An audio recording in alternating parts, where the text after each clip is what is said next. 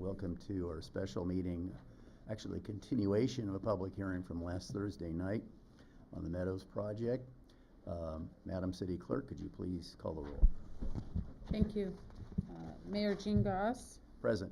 Mayor Pro Tem Edward Garcia. Present. Councilmember Kelly Krebs. Here.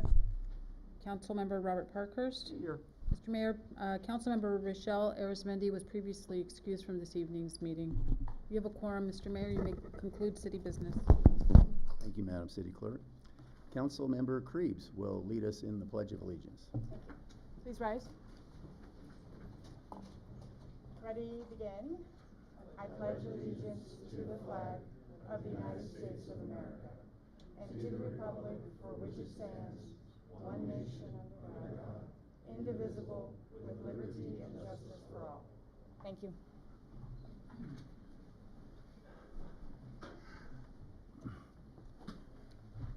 Okay.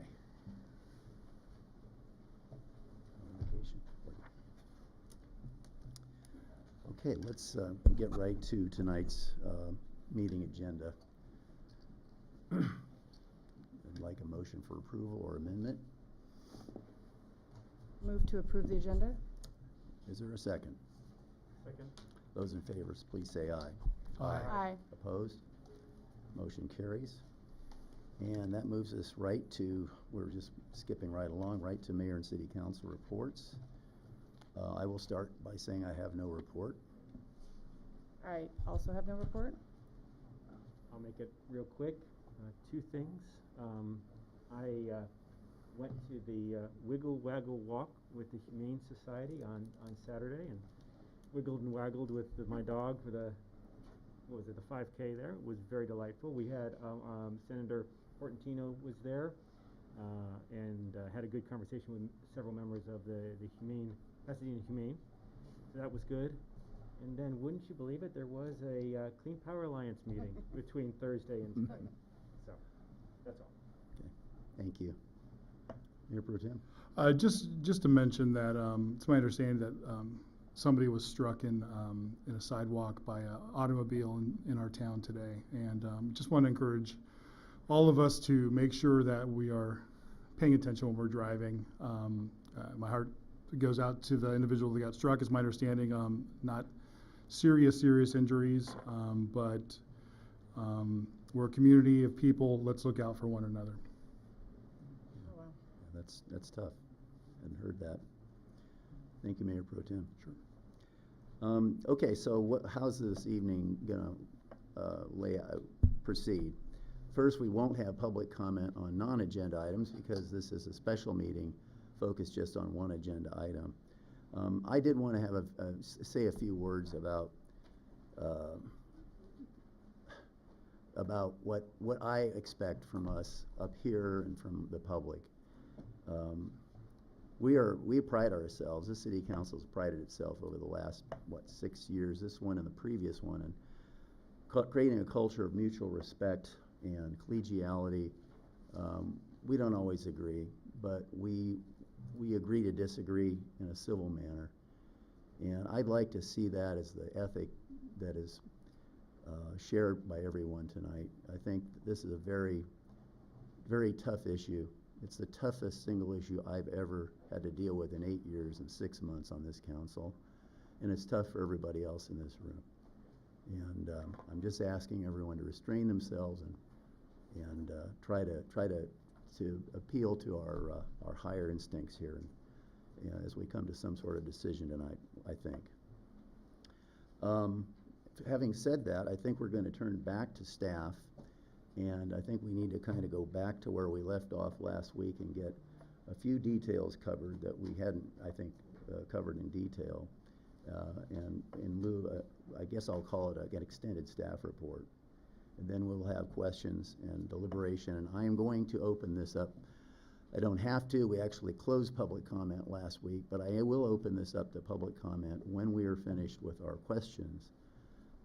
And in the same vein of what I just said, I just ask that when we get to public comment, that we treat this as a very specific issue. The Meadows project is a specific standalone issue. It either stands or falls on its own merits. All other issues that you could bring to bear are tangential and technically not to be discussed here. So the HR measure in particular is something I consider to be really unrelated. I'm going to say this, though. I was not comfortable turning the mic off on the lady last week when she did start to violate the rules of that proceeding. I wasn't comfortable with it. I don't think that's really Sierra Madre, and I'm not going to do that again. If you come up and you want to talk about the Meadows project during open public comment, I ask you to focus on the Meadows project. If you want to make a case about the HR initiative, please share with us your reasoning why it relates to this agenda item, and then I will give you the balance of your time to do that. That goes for anybody in favor of it or opposed to it, but I discourage it.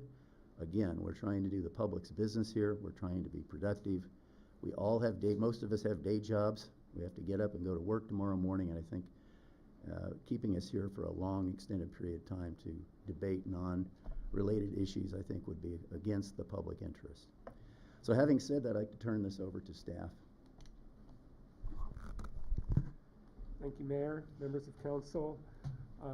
What I would like to do is go over some of the edits that were made at the City Council's last meeting. And if we can bring up probably the specific plan, it's under attachment E. And by staff, I meant Director Gonzalez.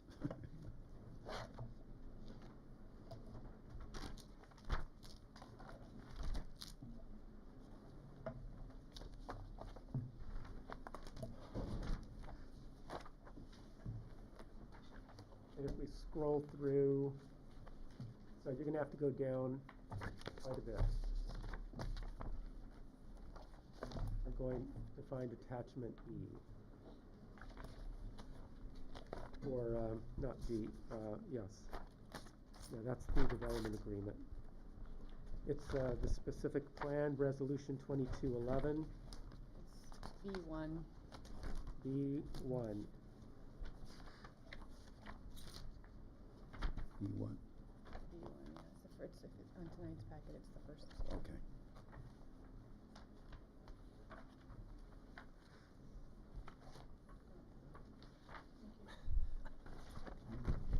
It'll make you sick.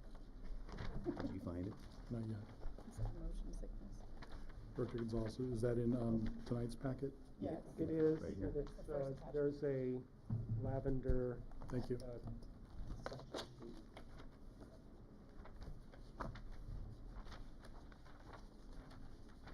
far back is this?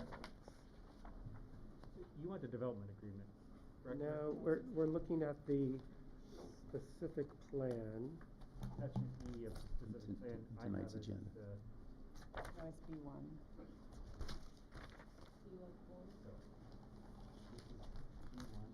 Yeah, but he misspoke. He meant Okay. the specific one. Okay. So the changes, I'm looking at section 3-18.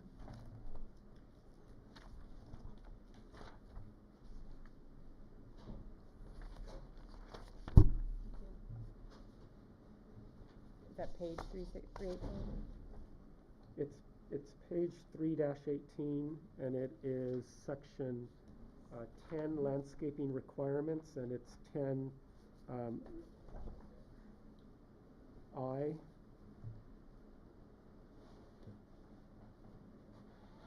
There we go.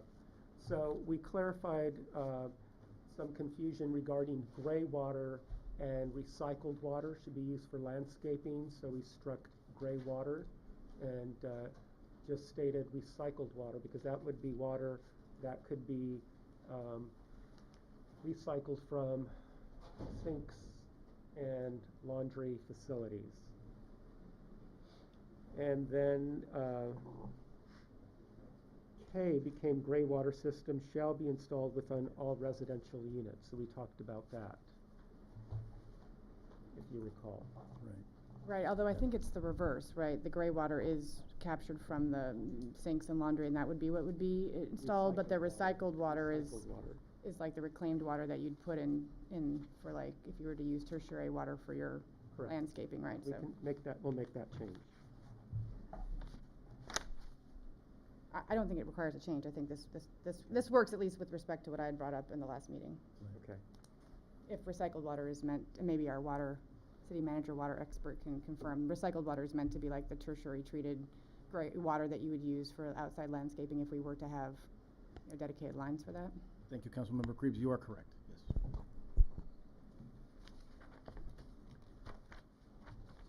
I think that was the only comment that we had in the specific plan.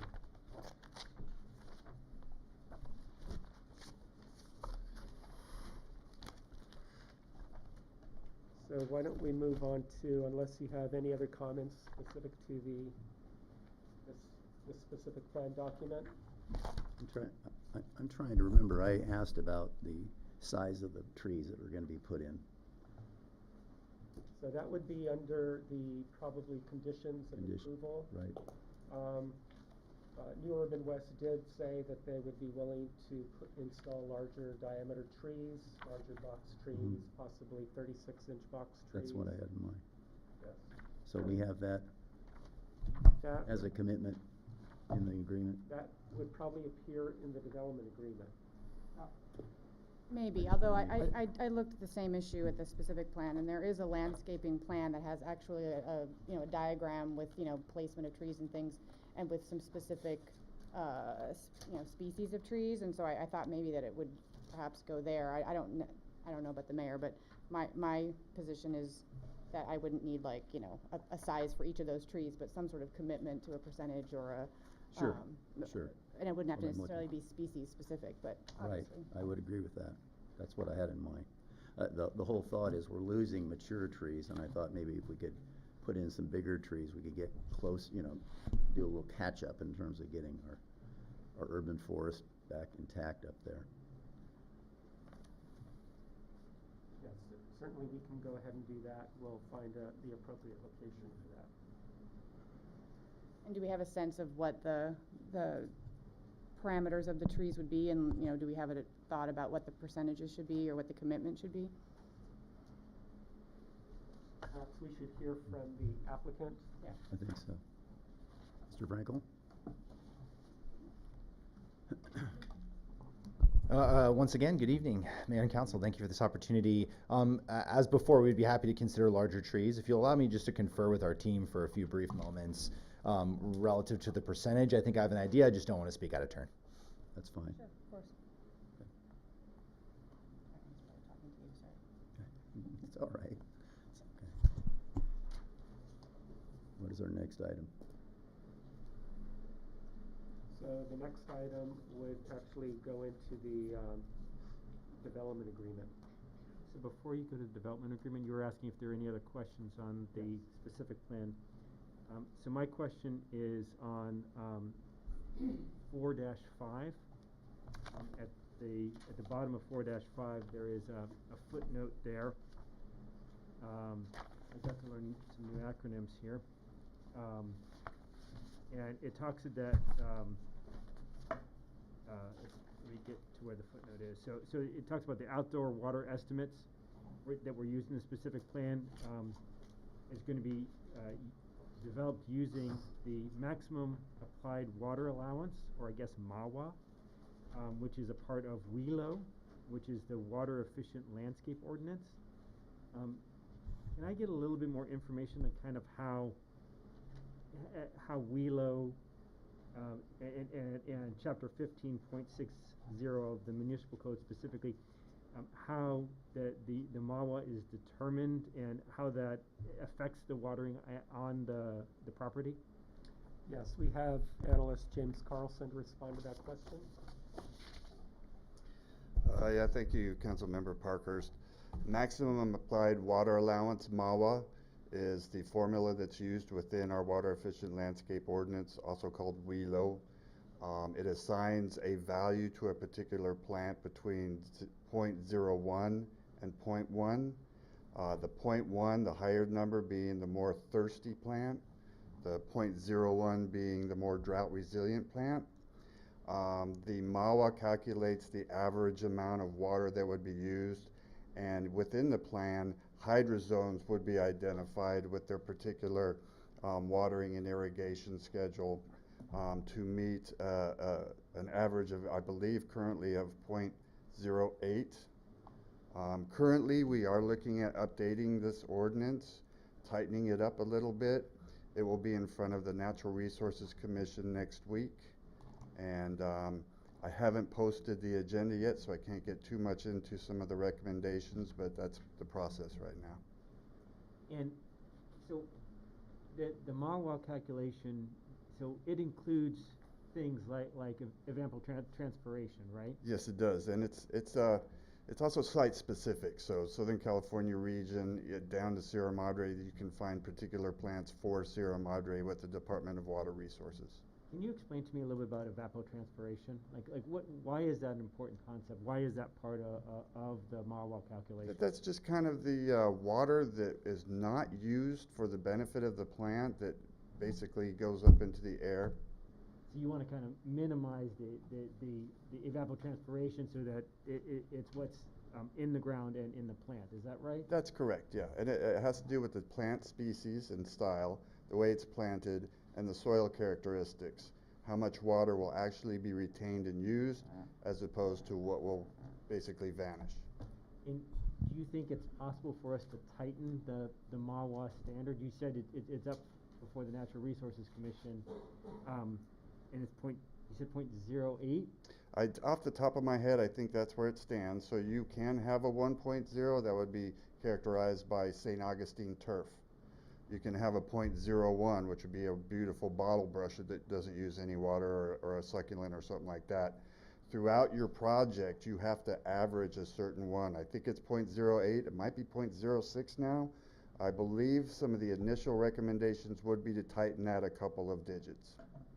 And so if the Natural Resources Commission is going to consider this, when do you think would be the earliest that it could come before council and get through a second reading? Sure. Like I say, we're meeting next week. This is a relatively new commission. There's 2 brand new people and 2 members that have been on for less than 2 years. I'm not confident that they'll be able to get through this in one meeting.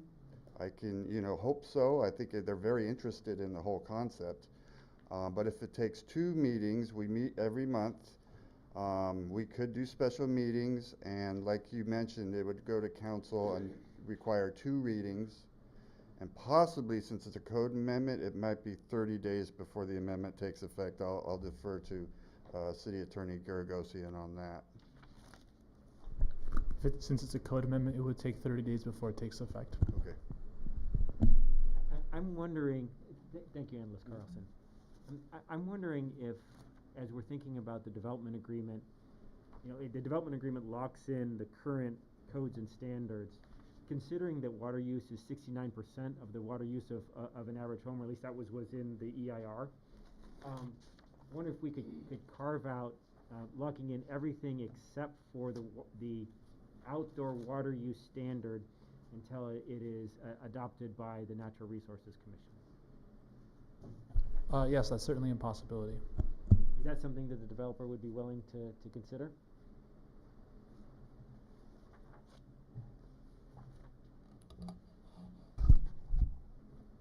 Councilmember, certainly, so this is the first we're hearing of this. So, I'm certainly don't understand all the particulars about what Mr. Carlson just mentioned.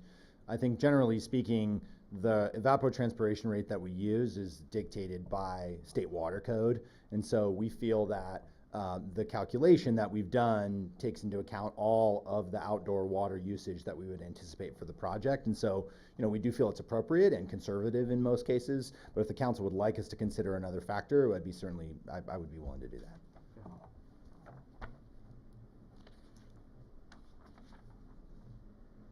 Can I ask a follow-up question? Please. To actual Councilmember Parkhurst. To the extent the commission or the council doesn't actually pass a change, I mean, we'd have to have some sort of sunset, right? Because it can't just be open-ended. That's a good point. Yeah, I'd be willing, if that's something that we include, I'd be willing to put an end time on it. And I don't know offhand. I would look for advice from staff to throw out something that would be realistic. Councilmember, if that's the council's wish, we could probably tie it to either the issuance of building permits or Ooh. whenever that appropriate step is being taken for consideration of the planting of trees and et cetera. Okay. I had a couple of questions that we probably should have dealt with when we dealt with gray water, so I'm sorry, but I wanted to ask a couple of questions about water. Permeable ground surfaces, which you're talking about using inside the development, with the idea of recharging below in the aquifer. What are those? What is that? Decomposed granite or something like that? Or? Yes, Mayor Goss. So generally speaking, it's a number, a layering of natural, what we call media, which is organic material. Mm-hmm. So as all the stormwater gets picked up and the stormwater system is directed into the park, it will have layers of peat moss and soil and other organics, whereby the water will be filtered, cleaned, and then retained and released very slowly into the storm drain system, such as to not cause erosion. So aside from the pavement and the sidewalks and the development, it's probably there, I'd just like to be reminded of it. What approximate percentage of these properties is permeable surfaces? I don't know the number. Would that include a lawn, or if there was any kind of lawn? Yeah, so we could definitely get the number to you in terms of permeable versus impermeable on a lot by lot basis, but it's not a number I know off the top of my head. Okay. And one other thing, rainwater capture devices. What do we have? Are the houses come equipped with those, or is that an option homeowners can buy? So it's not something currently that's contemplated, and the primary reason for that is because of this stormwater infiltration system in the park. Okay. So that will capture all the on-site stormwater, every single drop. Should a homeowner desire to capture for local irrigation, localized irrigation, meaning just in their lawn, certainly that's an option they could install, but it's not currently proposed. Okay, but it's still within our conservation plan then? Yes. Yeah, okay.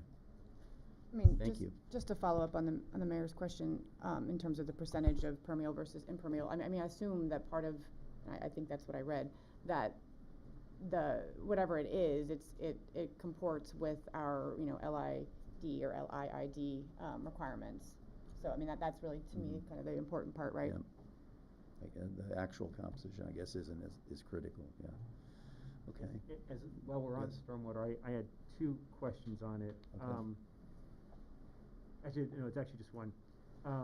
So I read in the specific plan that the water, that any stormwater that's not captured by, I think the right term is the retention basin under the park, goes out onto Crestfield Drive. Is that accurate? Does anyone? I'm not sure who I should ask that to, if that's the developer or for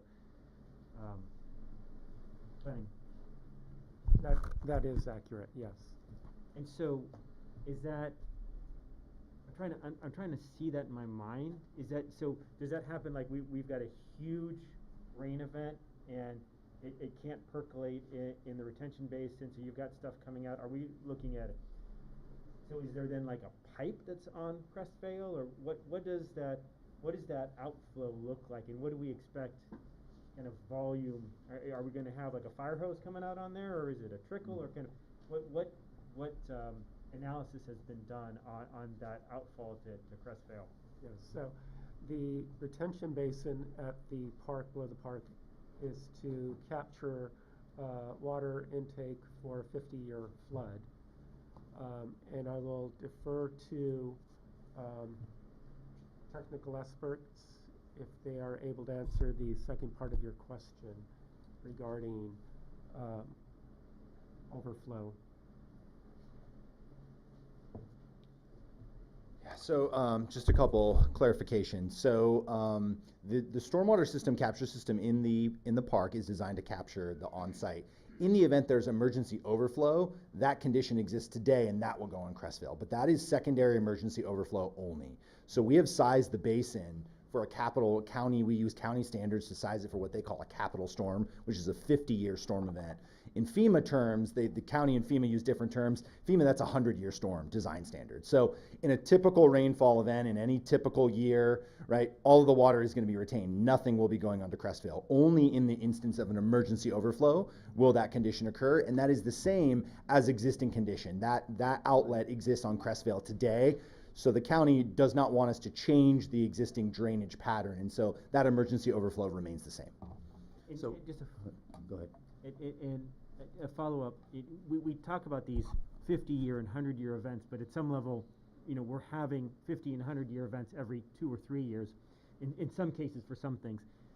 How many 50-year rain events have we had in the last 50 years in Southern California? Do you know? I don't know off the top of my head, but I do know that the name can be confusing. So what a 100-year storm means is not it happens once every 100 years for the public. It means that there's a 1% chance in any given year that it will occur. And so a 50-year, right, you know, similarly. So, you know, we're looking at a 99% chance in a typical year. Obviously, the effects of climate change are changing how frequently these events occur, but according to FEMA, 1% chance, 99% chance that emergency event would not occur.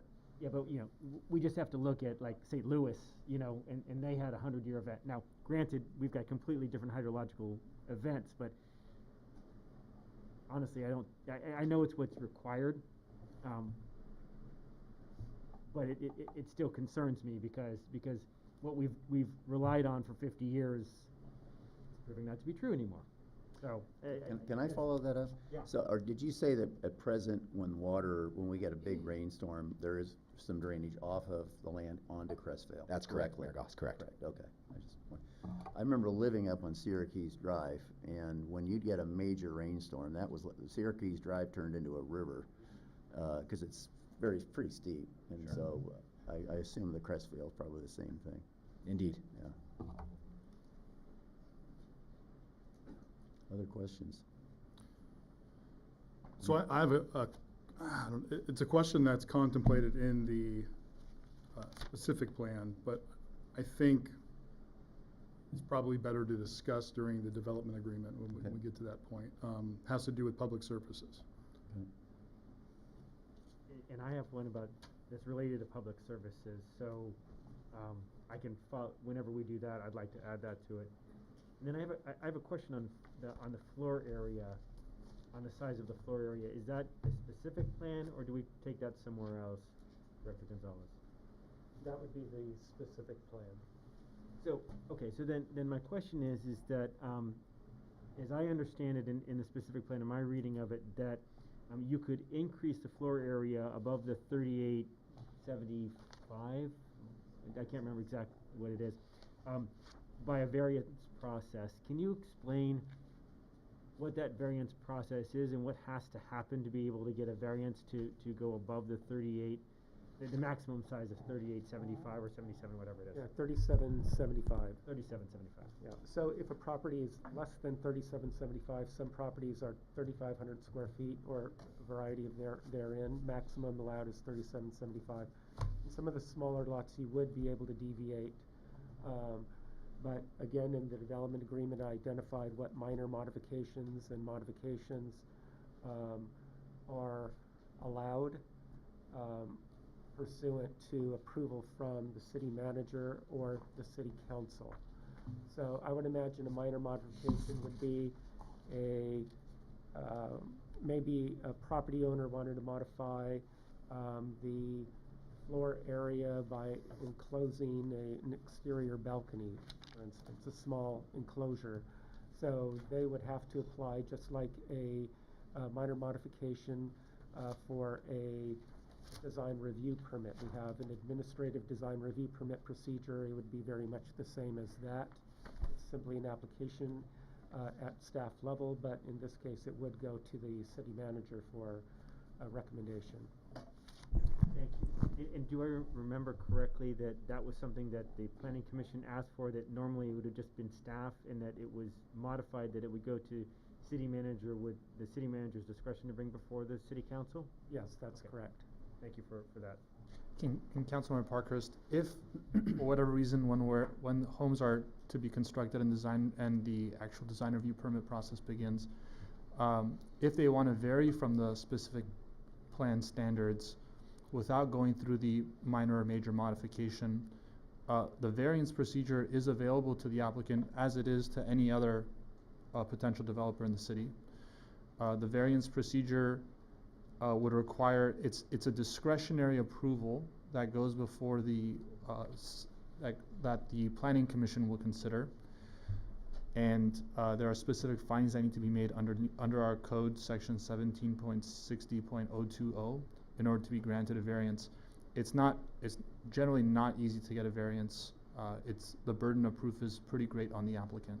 And again, it's fully discretionary, unlike a design review permit. So that would not be a provision of the existing code that would be overridden by the specific plan. That would still remain the process, even though it would be property that's otherwise subject to the specific plan. Correct.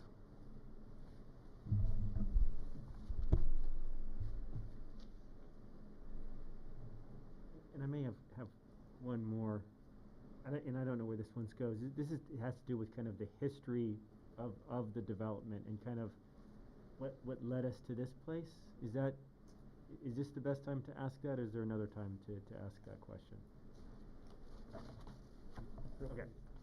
So I understand, when I was running for office, someone told me, and I can't remember who it was, is that there were conversations in the past, and I want to say it was a previous member of the city council that had with the monastery about the potential of putting that land into a conservation easement, and that was explored back, I want to say 3 or 4 years ago. I wonder if someone from the monastery can tell us, like, was there conversations with the city on that, and tell us a little bit about those conversations and kind of what what was evaluated?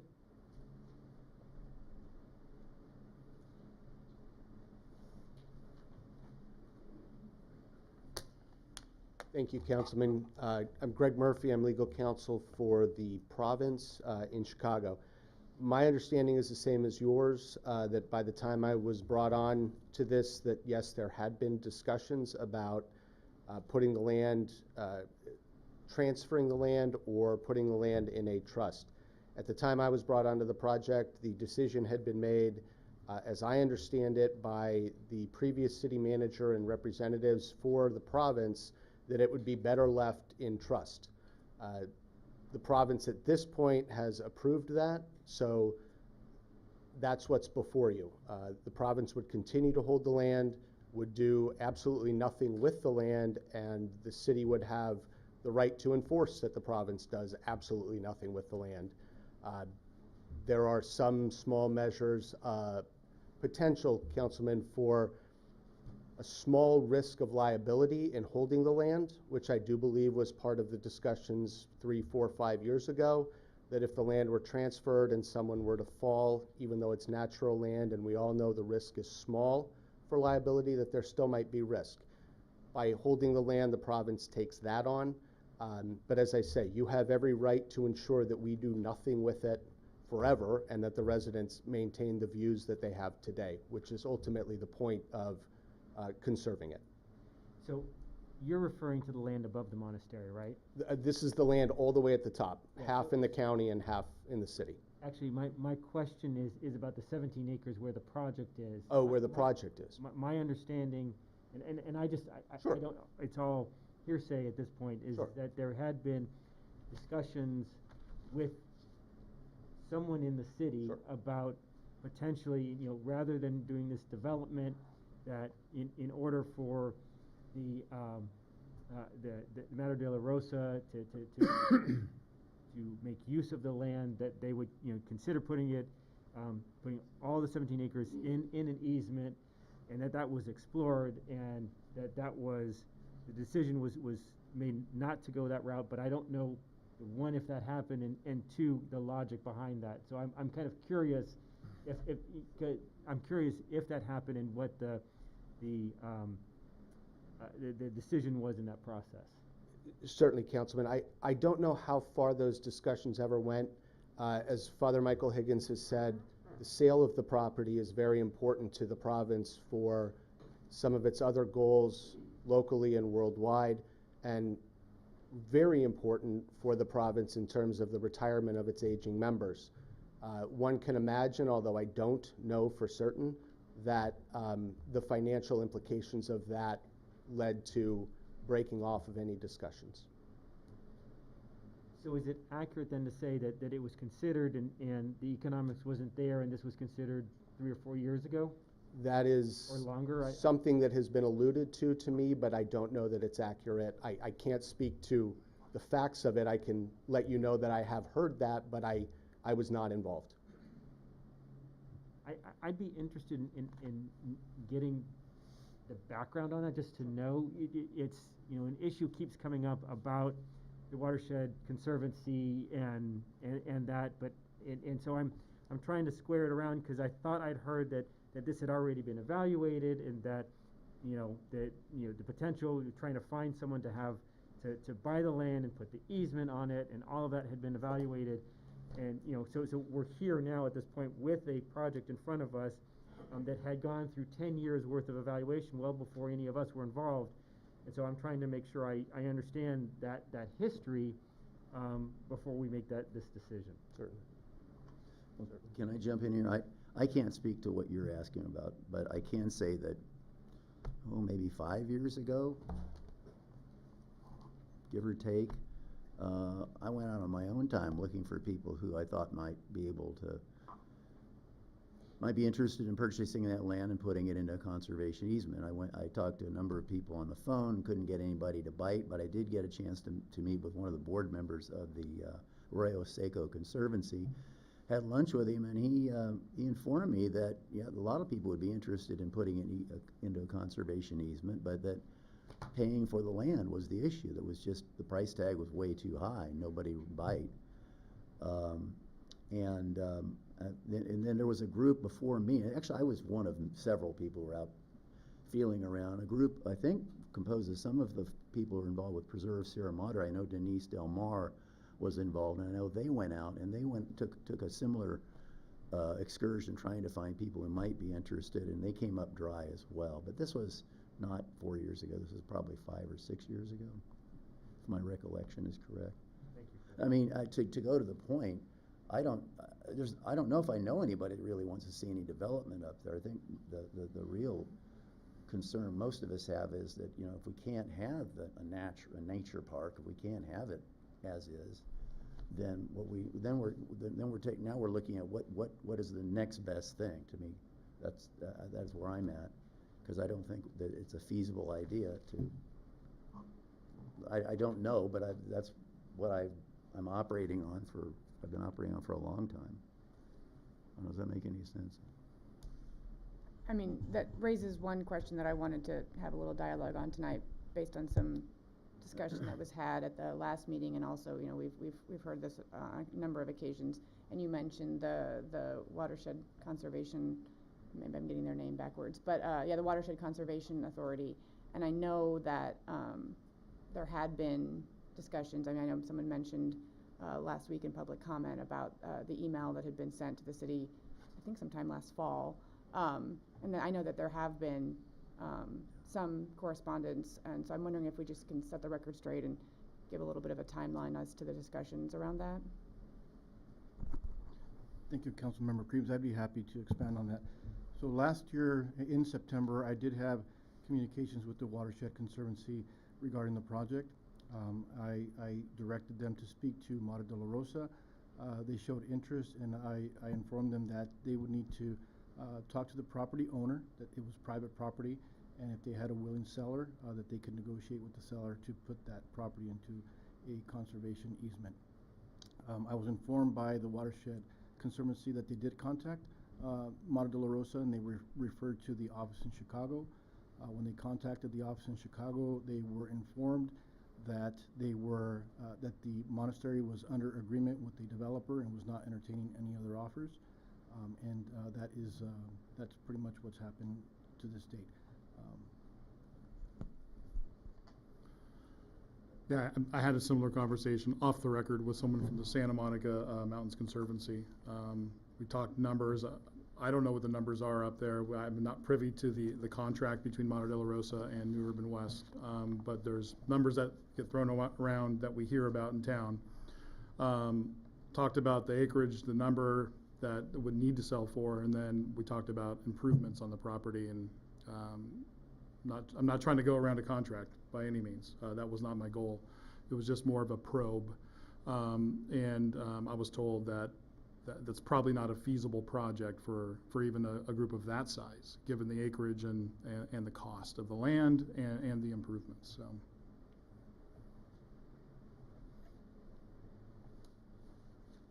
Okay. Did that answer your question? Or you? Okay. You started this. So my question has been answered. Okay. Cool. Okay. How do we proceed from here? We could bring up Exhibit E, Okay. which is the development agreement.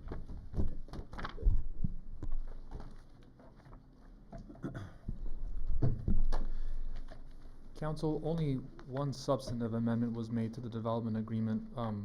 The rest of the edits were primarily for purposes of consistency. I'd like to draw your attention to section 4D. That's an attachment E, and Exhibit 9/20/2022 on that exhibit. Next to one of your fuchsia items. Right. So the amendment here, per the city council's conversation at their last meeting,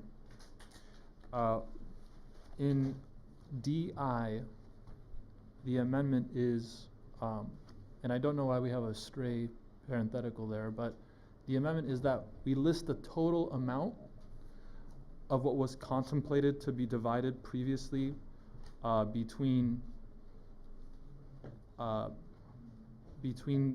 the amount that we were going to use for purchasing replenishment water and the amount for the drought-tolerant landscaping.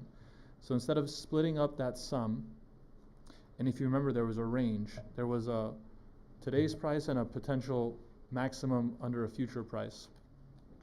We took the potential maximum under the future price for both allotments. We added them up, and $983,500 is the total sum. And this edit, along with the edits to section 4D2 and 4D3, gives council that flexibility to use those funds for whatever purpose they see fit. They can choose from either A, B, or C, and then they can choose how to spend that entire sum or a percentage of that sum for any of these three purposes. That doesn't have to be decided now. I'm sorry? That doesn't have to be decided now. That doesn't have to be decided now. That can be decided at a later time. And just to clarify, whereas before the ranges were dependent on outside factors, I think one was the cost of the replacement water and one was the cost of the, specific landscaping replacement program. Now it's just going to be a flat number and not dependent on outside factors? Is that the way I Correct. read that? That's correct. It's a flat number, and we took the maximum possible for both of those ranges, and we added the maximum possible for both, and the product, the sum rather, is $983,500. And this has been agreed, I assume, since. Correct. We did establish last week in Thursday's meeting, though, that the paying for the water is actually the best, or at least financially the best return on the investment, correct? Mayor Goss, if water is available now, to buy water in today's dollars would make the most sense. Yes. So then under this development agreement, the city would have twice as much money, more than twice as much money, to purchase replenishment water. Right. And it looks like that extra paren is from the previous section, so I can see it on my markup. It used to say section 4D I1 to I3. so it just didn't get caught. Were there other things? Did you? Was that the only change?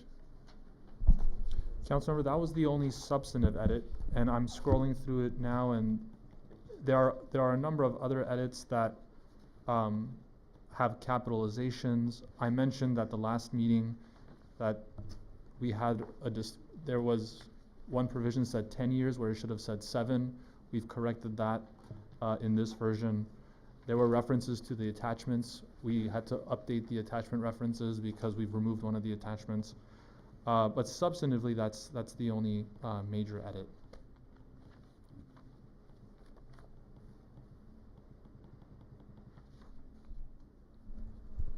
Any other questions about the development agreement? I think maybe now's the time to bring up my concern regarding what I read in the specific plan, and I think if we could find a potential remedy or discussion about this, it would be what I think would be within the development agreement.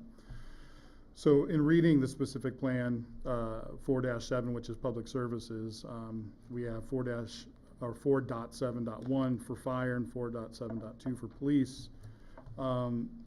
Within the police section, it does mention, and I'll try to find the verbiage here.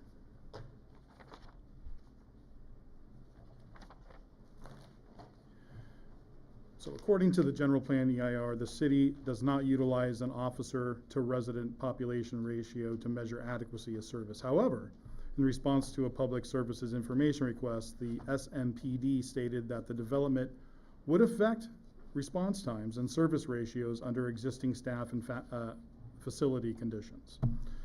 So that being said, most of you in this room know that the previous council, along with this council, have been encouraging the zero-based budgeting, and due to that, we ran up some pretty large reserves, and we were able to purchase a building for public safety. And if we think about how those dollars were collected, they were collected by reserves on the existing taxpayer, the tax base, in the housing stock that's been existing. I know that there are development fees, and within the MOU, we're going to get those development fees, I believe, to the tune of about $55,000 per unit, on top of our portion of any property tax. But kind of on a looking back basis, the purchase of this building has been borne on the backs of the existing housing stock, and then potentially the updates will also be on the backs of the existing housing stock. But if this plan is approved, the 42 homes would have the benefit of this public good. So we are contemplating spending money on retrofitting that building, and I know I teach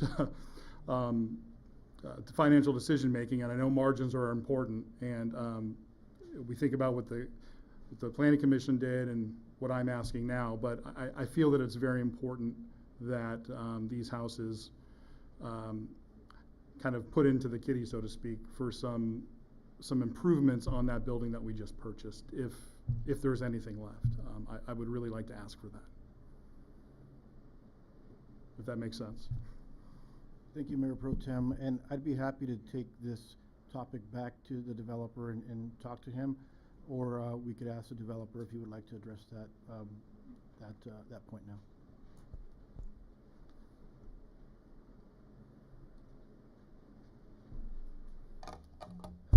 Thank you, Councilmember Garcia. So generally speaking, we certainly understand that new housing does create demand on services, and there's no doubt about that. And so it makes sense to me, the analysis that the city would run through specifically with respect to capital improvements moving forward. So I assume there will be, I'm not authorized to commit to anything at this moment, but I assume that there will be a break at some point in this meeting, at which point I would be happy to confer with our team and sharpen our pencils a little bit and see.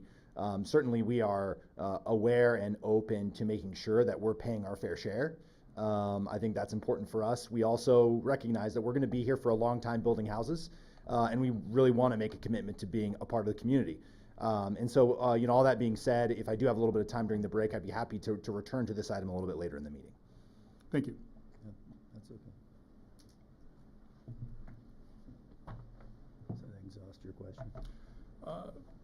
In that regards, yeah, I think Councilmember Parker's had a services question as well. Yeah, so mine has to do with gas lines. And while we were preparing for our meeting last week, the California Public Utilities Commission put a ban on future gas development, which I think is effective July 2nd, 2023. And that, as I understand it, and it's kind of all new, so that it eliminates subsidies for new gas lines. So my question is what is the CPUC's ban on new gas lines what impact does that have to this project? So I don't know if that's a city code question or a developer question. Councilor Parkers, this is the first I've heard of this. If you'd like, we'll need some time to go back, research that decision, and we can get back to you at the next meeting. Okay. Yeah. So it bans it doesn't ban. I want to make sure I'm really clear. It doesn't ban gas lines. It eliminates the subsidies for new gas lines. So it takes out the economics of putting in new gas lines into development. And so starting, as I read it, July 2nd of 2023, that money goes away for putting those lines. Understood. So in that case, because it doesn't actually ban gas lines, but it impacts whatever subsidies exist out there, I think the developer would be best suited to answer that question, because it would impact, it wouldn't impact the city, it would impact the development. Thank you. And I apologize for being unclear on that. Councilmember Parkhurst, things are moving very quickly with respect to natural gas and, generally speaking, our climate action goals, GHG reduction measures, as you are extremely familiar with. So we're trying to wrap our heads around what the law will be when we pull building permits in a year or 2 years or 3 years from now, and it very well could be the case that natural gas is no longer permitted in new construction in California. That's something that we're hearing from the state. At this time, as you know, we have an option for all electric homes. We are intending on installing some gas infrastructure, but that of course is subject to change at the time we pull a building permit. If that's no longer allowed, that was certainly the project will not have gas infrastructure. And one point to clarify, just because the development agreement freezes the development standards and whatever standards exist in our code today, if the state were to come and issue a new regulation such as banning all gas lines, that would supersede whatever we have in the development agreement. And so I wouldn't want anyone listening or the council members to think that that the development agreement freezes all development standards and all building standards as of today, because they are subject to whatever other rules the state promulgates, rules or regulations. Would we have to actually do the update to conform with state law for that to be the case vis-a-vis the development agreement, or just the fact of the state law not permitting us to, allow whatever we allowed today under the development agreement? So it would supersede whatever's in the development agreement de jure, so we wouldn't have to take any action. But I suspect that if it's something that dramatically impacts the development agreement, likely that would require a future amendment. Right, I just know that sometimes our process isn't always keeping a pace with the changes that come out of the state. Because there's so many. Yes. Right. That's all I have. Thank you. Do we have anything else to proceed with before we go to public comment? Mr. Mayor, Please. going back to development agreement, and I might be putting Councilmember Krebs on the spot here. Uh-oh. But I would like to lean on her professional opinion here. When we're thinking about the force majeure clause and the permitted delays, and I know the Planning Commission discussed this in length, but there are 12 listed permitted delays, and then it says including but not limited to.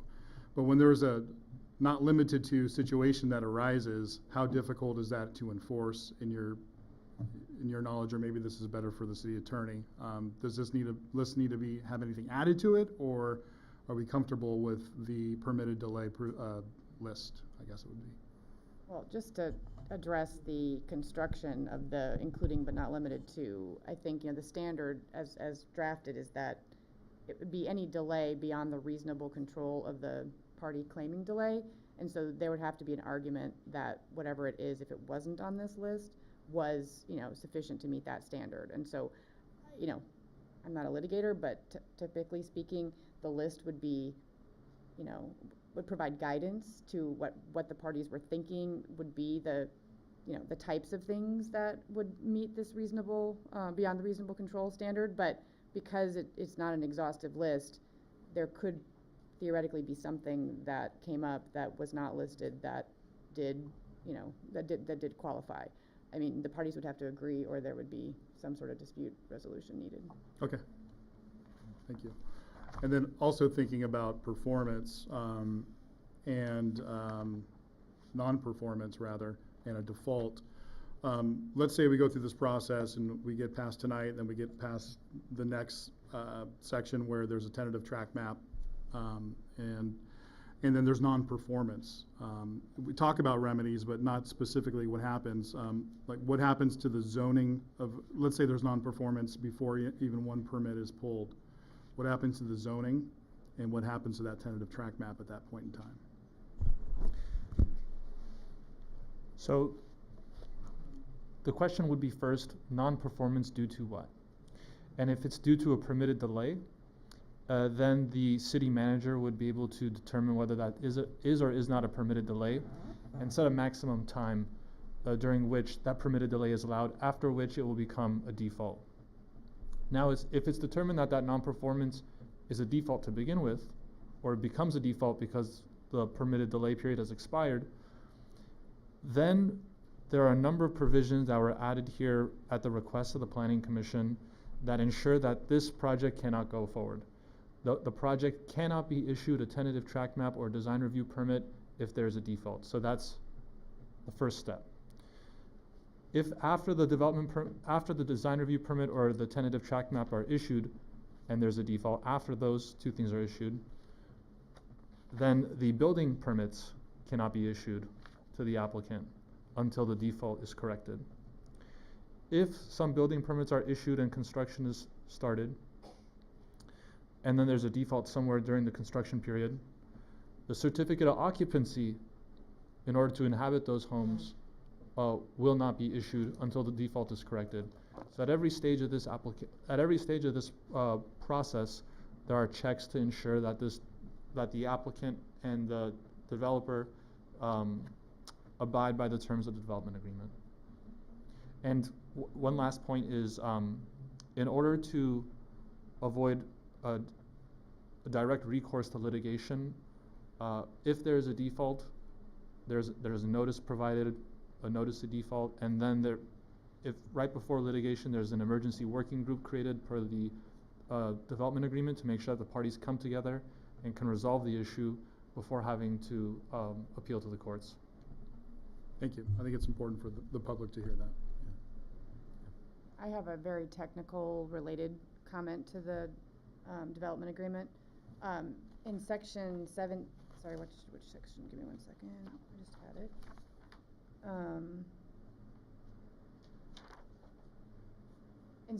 Section 14A, the remedies section. I saw that, you know, that some of the ministerial changes were to use the defined term default, you know, uppercase as defined versus the lowercase default. But here it says actually event of capital D default, and you know, I'm sure as you know, under the law, event of default can mean something different than default. So if we mean this to be an actual capital D default as defined and listed, I would recommend deleting event of. Happy to make that edit, Councilman Cruz. I didn't actually do a search there. I don't know if it appears elsewhere, but I noticed it here because of the red line. And I'll confirm that the phrase event of default doesn't occur anywhere else, and if it does, then we'll make sure that it's the appropriate usage. Right. I mean, there might be instances in which, you know, lowercase event of default is the appropriate usage, but I just want to make sure that we're thoughtful about which we're using.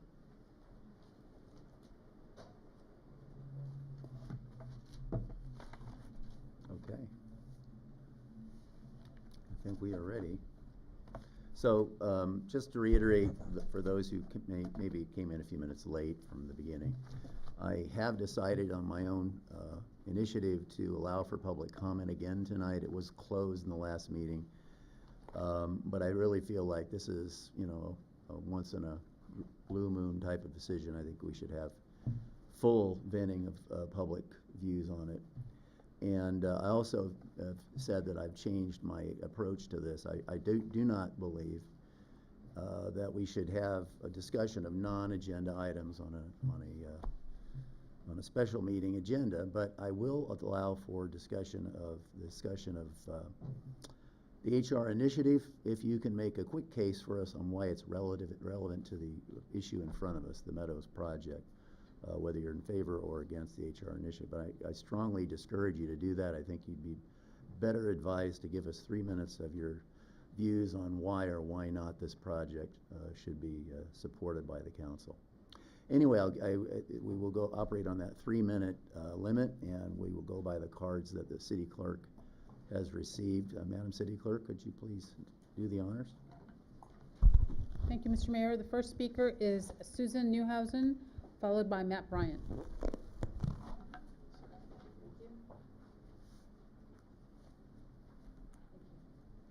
Good evening, Mayor and Council members. So, as you know, I'm Susan Newhausen, Grove Street. Residents of this city have expressed numerous concerns about this project. As our elected representatives, we ask that you please spend the necessary time to consider and discuss all issues in detail, including the EIR. Similar to the Planning Commission, the City Council can request changes to this project. In other cities where citizens express concerns about New Urban West housing project proposals being too large, final plans were consistently reduced by at least 25%. In fact, a 25% reduction is an alternative suggested by New Urban West, the one caveat being that they say they won't build the park. But they've also said that they'll have funds to build a park after the 22nd house permit has been issued, so there's no reason why they can't be convinced to throw in the park. Several points were raised during the September 17th meeting that I want to address. I actually sent you all longer comments. First, I appreciate Councilmember Parkhurst's attention to detail. As he pointed out, Table 3.2 has the maximum gross floor area of 3,775 square feet crossed out to now be 4,250 square feet. That needs to be corrected to the 3,775 square feet as promised to the Planning Commission. In addition, the Planning Commission, to me, actually made clear that the maximum floor areas of any house, they did not want to see increased later through a variance. So I was actually quite surprised that there are these footnotes in the general plan that the floor area can be exceeded with a variance. I did not think that was what was agreed to, and I think that you should make it conditional that those footnotes be deleted. You had asked questions about net zero water impact. By definition, net zero water use results in a water neutral project where the amount of alternate water used and the water returned to the water source is equal to the project's total water consumption. So in other words, it's a closed loop system where nothing is lost. This isn't even close to a net zero project and shouldn't be called net zero. The water calculation for the Meadows project is a gross underestimate. It affects the amount of water that Sierra Madre will need to provide. And again, there is no water to purchase right now. And secondly, the amount of the developer must provide to mitigate the water usage is based upon cost of water today, and the cost is just going to be a straight upward trajectory because there is no water. So why is this a gross underestimate? First, they're still not accounting for the water used during construction. That water is going to come from city hydrants unless you all say they have to truck it in. Second, they've agreed to pay for 50 years of water use. Unless the houses are shoddily built, that won't cover their life expectancy, not even by half. So clearly it would behoove the city to either turn this project down or collect more money than has been suggested. About 10 seconds left. I understand that you can only consider the Meadows project proposal in its current form. However, please consider the consequences not only to the 17 acres at issue today, but to the entire parcel. Can I just make one more sentence? Okay, go ahead. Thank you. Lastly, you have the option to defer any decision until after the election. And deferring, to me, would show the citizens of Sierra Madre that they've been heard and are respected. And voting on the project prior to the election will make the citizens feel that you're trying to undermine a fair vote, not to mention a constitutionally protected democratic process. Thank you very much for listening. Thank you, Ms. Newhausen. Mr. Mayor, Matt Bryant, followed by Alice Wichello. Matt Bryant, Edgeview Drive. With this project, the deck was stacked against the residents from the very beginning. Here's how. The process began during COVID when people were more concerned about staying alive than worrying about the biggest housing project in Sierra Madre history. At the very first meeting to discuss the project, there was a misleading presentation given to this city council by the former city manager, in which very scary but unrealistic alternatives were offered if the city council did not choose the housing project put forth by New Urban West. The MOU was approved during a virtual city council meeting in which 90% of the phone calls and emails in support of the project came from people who did not live in Sierra Madre but were trying to influence Sierra Madre. The project was supposed to be transparent, but our own city attorney amended the contract between the city and our independent consultant, which effectively shielded documents from the public records request aimed at trying to understand what problems were being encountered in the creation of the environmental impact report, rather than just receiving the end product that was produced by a company hired by the developer. The City Council needs to keep in mind that the EIR report is paid for by the developer. Does any company that does EIR reports want to find problems with the project and get that reputation with developers who pay their salaries? Of course not. So problems like the choke point along Carter and Bailey Park are glossed over. My understanding is that even the independent consultant for the city that is supposed to review the EIR report and look out for the city's interests is also paid for by the developer. So it's really just a veneer of independence. That company probably knows who's paying the bill and might act accordingly. You have a deep pocket developer spending thousands of dollars on mailers, door hangers, and ads. We have all noticed in the fine print at the bottom of these materials where it says major funding by New Urban West. And we wonder why people perceive the deck has been stacked against the residents. I'm pretty sure the millions of dollars generated by the sale of this project are not staying locally. The property owner is in Chicago. New Urban West is based in Santa Monica. What is staying locally, however, is the traffic and congestion, the removal of hundreds of mature trees, the displacement of wildlife, the loss of open space, the impact on views and privacy for the neighbors, and a diminishing water supply that will lead to rate increases and rationing. 10 seconds left. That's what is staying locally. I'm urging you not to approve this project.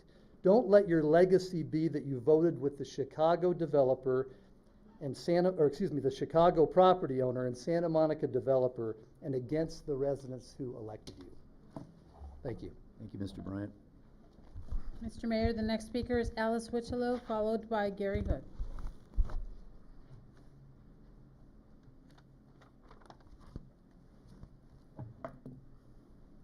Thank you, City Council, for hearing me today. My name is Alice Wichelo. I'm at 417 West Sierra Madre Boulevard. I think it was mentioned a while back at a meeting, but nobody has really addressed the issue of construction during the construction of these homes.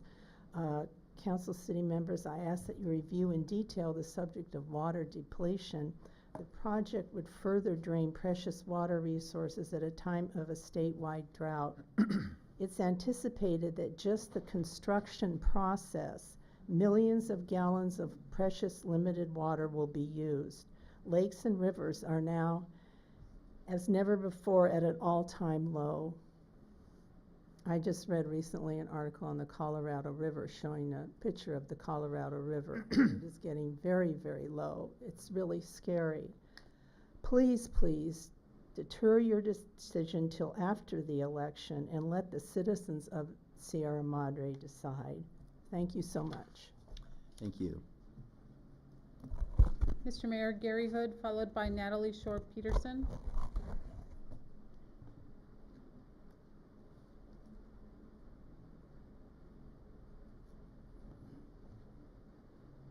Good evening, Gary Hood, North Baldwin. I actually made some notes this time. And I'd like to start out And I'd like to thank you and your families for taking the time, time out and letting you serve our community. I know you are not only thinking of the wildlife, fires, floods, but the budget and the long-term effects on our community. I wish you the strength in making a decision based on facts and your conscience. I want to wish you good luck, and may the truth win out. Thank you. Mr. Mayor, Natalie Shore Peterson, followed by Tricia Searcy.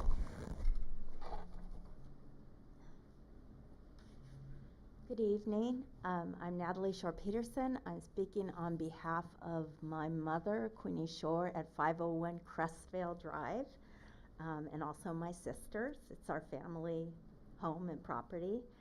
My sister, Jessica Shore Sarber, sent you a letter right after the last meeting, Saturday, September 17th, addressing many of the excellent questions all of you raised at the previous meeting. So I hope you have an opportunity, if you haven't already, to review it. I'd like to draw your attention to the specific plan and figures 4.6, 4.7, 4.8. There was a question about, what could be the burden or the demand on Crestvale Drive and that area where the park is relative to the proposed infrastructure. And those figures show the existing and proposed stormwater, drainage, water system, water waste system, and dry utilities, and it's definitely concentrated in that area. The specific plan calls for this infrastructure to be sited there, and Councilman Parkhurst asked the question about whether they could be relocated, and our understanding is that they cannot. So this is what we mean when we say the entire design of the project is predicated on this layout.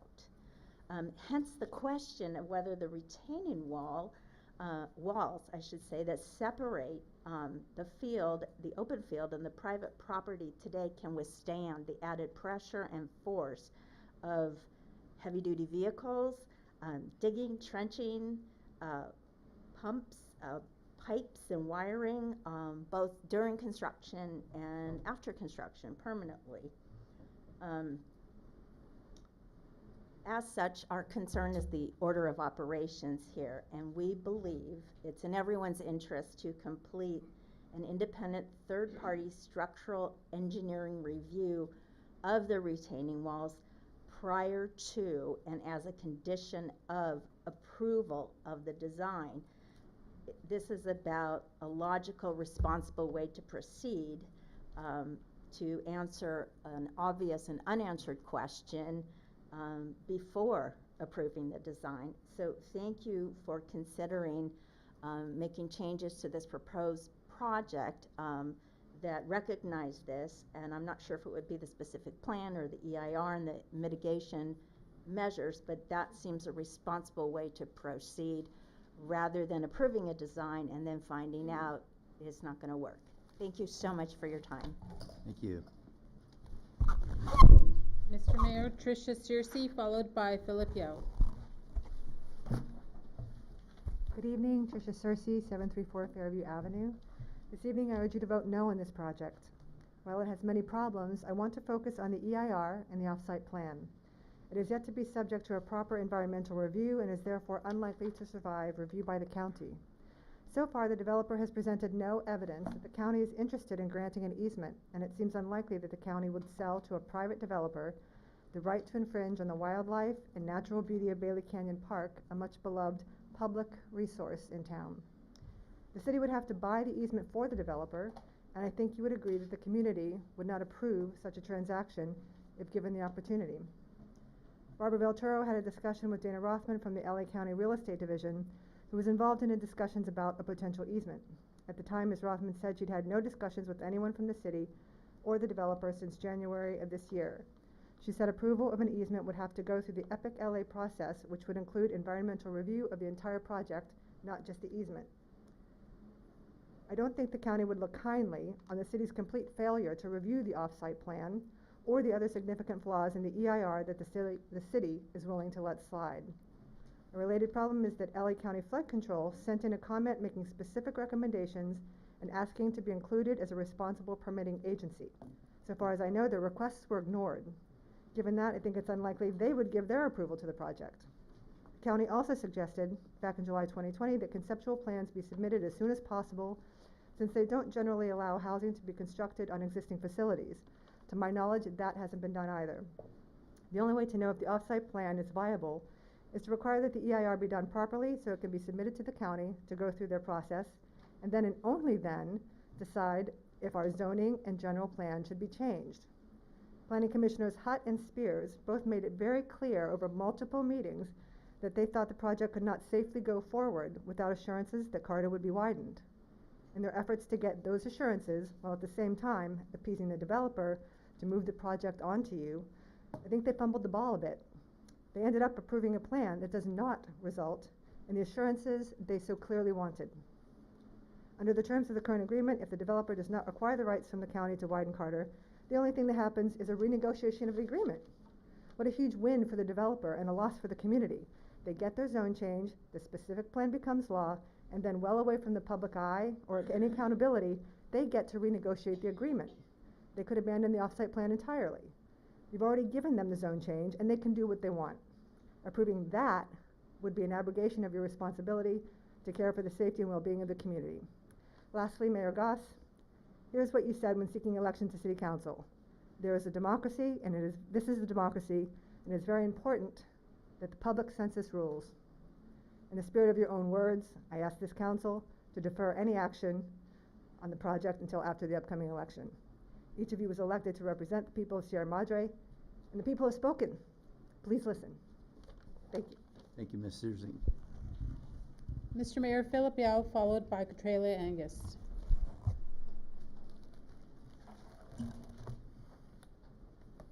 Hello, I'm Philip Yao, 513 Sierra Keys Drive. There's been many things brought up. I'm just going to go ahead and highlight it, but not talk to it. There's a specific set of items I want to address. I emailed it to the council, but once again, I don't know if I got it in time. So, things that I'm not going to address but have been brought up before is the destruction of the current alluvial plain that represents that area where the development is going to take place. Also, items such as deforestation, displacement of wildlife, and building in earth movement / flood / fire sensitive area. I live on the southern border, adjoining the Mata de la Rosa, so I know, just as you knew when you lived in the neighborhood. So, in addition, lack of infrastructure for, increased traffic, water demands, and something that I'll address in a little bit later, not too long from now, the excessive house floor to lot ratio. The development is really incompatible with the neighborhood, okay? What I've seen so far really suggests that it'll be just row houses, okay? Additionally, being that I live on the south border, I'm very concerned with the evisceration of my privacy and my view. And again, the mayor has expressed that before since he had lived in the area. Okay, now moving on to what I had written to the council today. Sorry, I didn't bring my reading glasses. So. In the last meeting, I had pointed out that Mr. Franco of New Urban West had not accurately answered your questions on lot coverage. I'm not saying that he lied. I'm just saying that he did not accurately address your concerns, and certainly my concerns as well. There was another concerned Sierra Madre resident who had the same concern and pointed out that at least 41 of the 42 homes would exceed lot coverage requirements. 51 seconds, so better move along. They are also seeking height exceedance relief. Their plan calls for 35% of the homes to be two-story. Mr. Henry Leong, who lives on Sunnyside, had done an analysis of 50 homes adjoining the property, and it found that 5, okay, that's 10% of the homes were 2 stories. The rest of them were compliant with lot coverage. And I sent that to you folks. He had sent that along to the Planning Commission before. I don't know if it filtered to, your consideration. But that is something that, when you look at it. About 10 seconds left. 7 seconds. From the elevations, it looks very nice. But when you pile them all together, they are no more than row houses. And it'd be a big pile of tinder that causes concern for me in the fire season. Thank you so much. As some of the other people have said, you guys have a hard job to do, and I just hope that you, do that to the best that you could, and think about the residents of Sierra Madre. Thanks again. Thank you, Mr. Yao. Mr. Mayor, Catralia Angus, followed by Alex Arietta.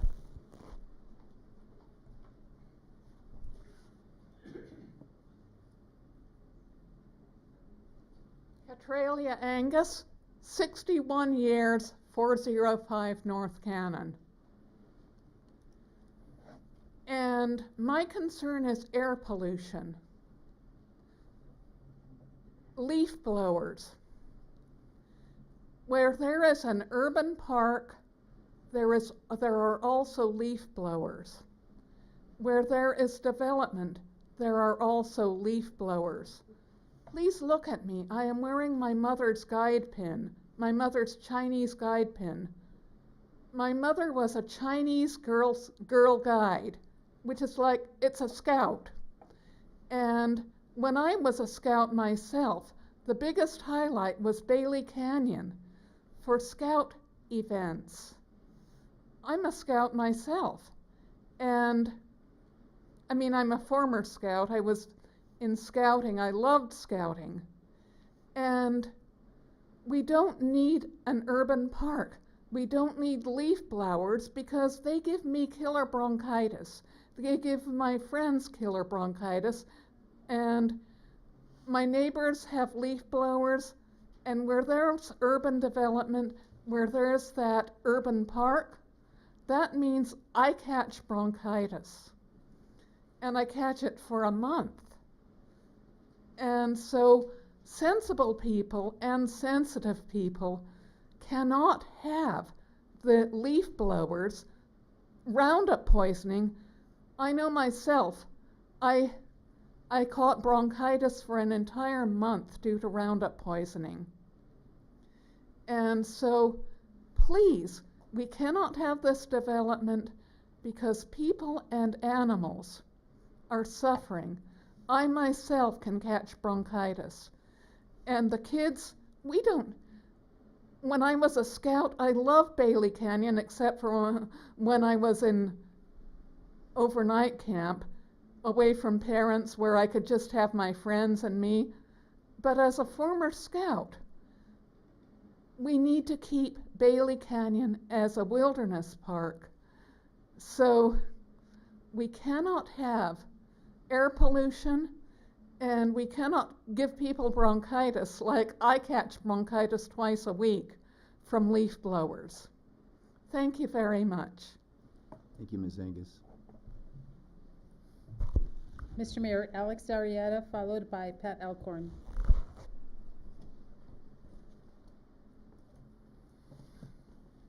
Good evening. You have significant responsibility, and I believe that all of you want to try to make an informed judgment in this very momentous decision, the largest development in the history of the city.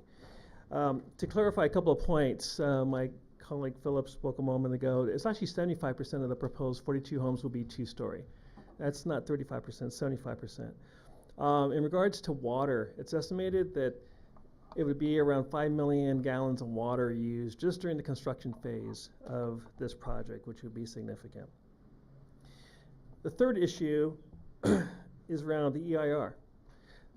Any of you who have read even a few pages of the EIR would see how significant it is and how important the analysis is that you assess and that you look at.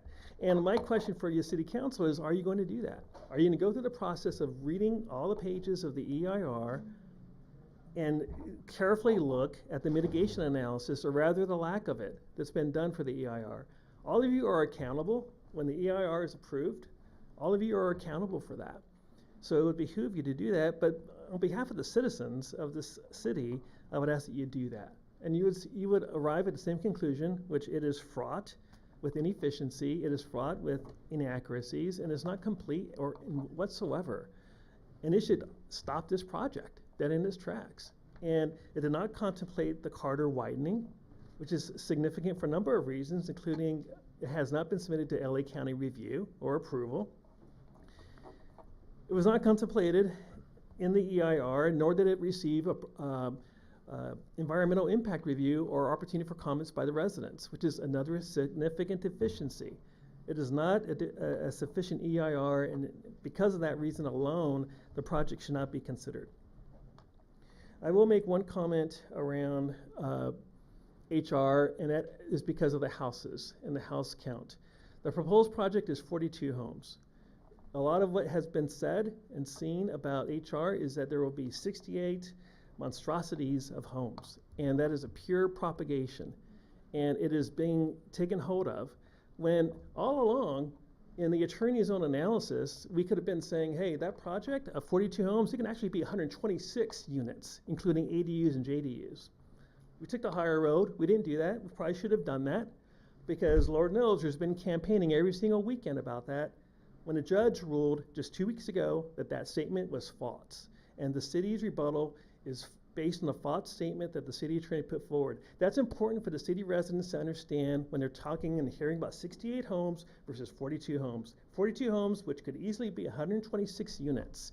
So it's all on how you spin the numbers, and they've been spinning the numbers, and Urban West has, with that 68 number. And it's important to get the facts straight for the city and for the city council. So this is handled appropriately.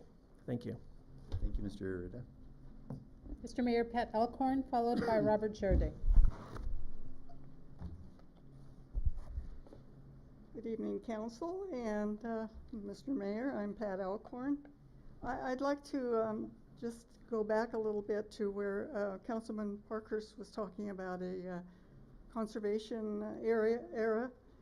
The previous city manager and prior city council member met with Preserve Sierra Madre to discuss our question regarding a possible bond issue to purchase the 17 acres.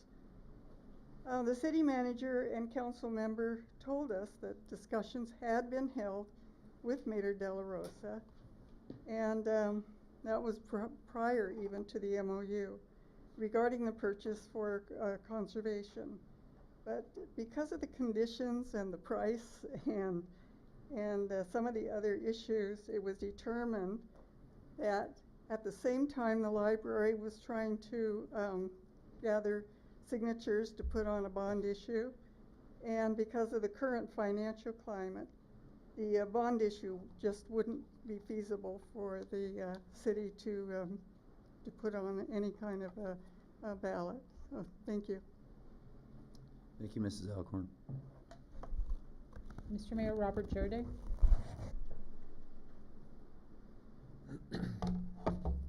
Hi, thank you.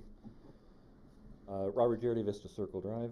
I'm here primarily to speak for Sierra Madre Parkland.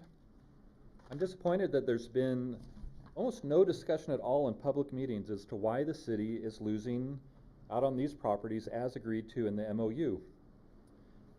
And I'm also surprised that there are none of the supposedly environmentally concerned people in the city here asking about this, especially when we're talking about properties that have millions of dollars in value to the city, much more so to the city than to the Passionists, if they keep it and own it as their property.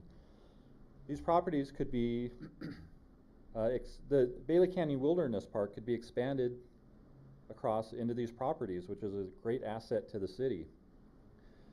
If there's any liability concerns, that needs to be quantified and discussed publicly as to why there's so much liability that the city cannot possibly take these properties as a general plan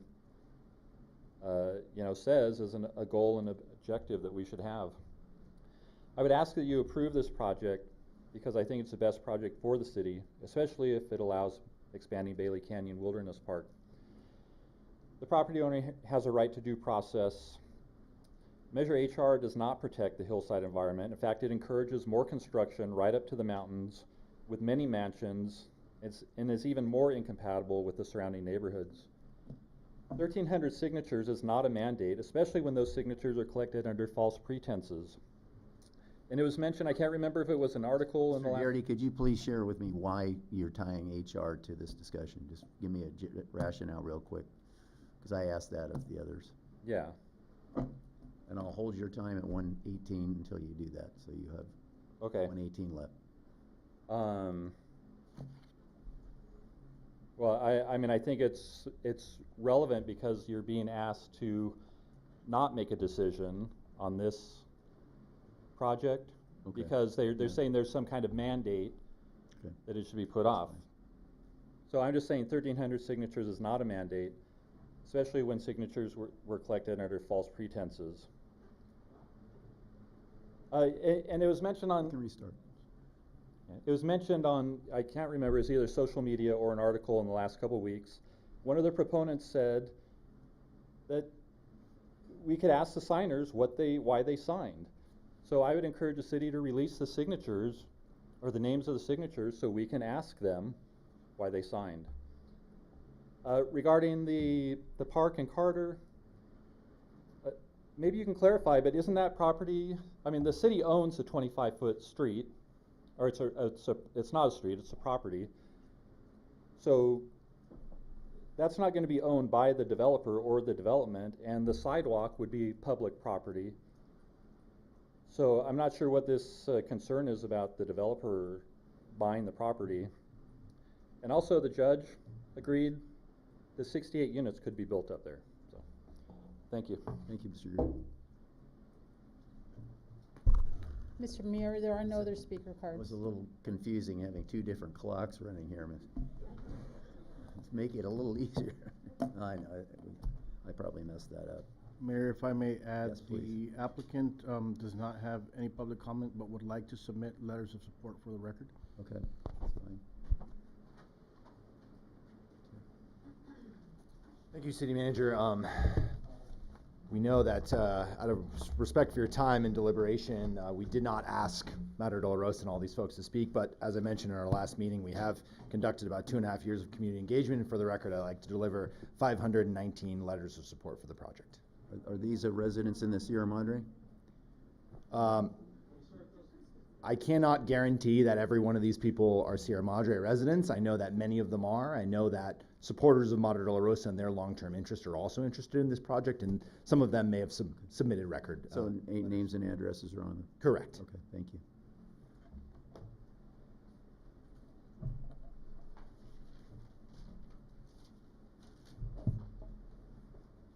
Okay, well, that concludes public comment.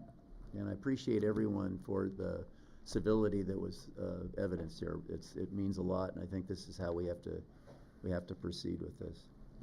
I think we've been here for long enough to take a quick break, maybe 10 minutes, come back, and then we will deliberate the question.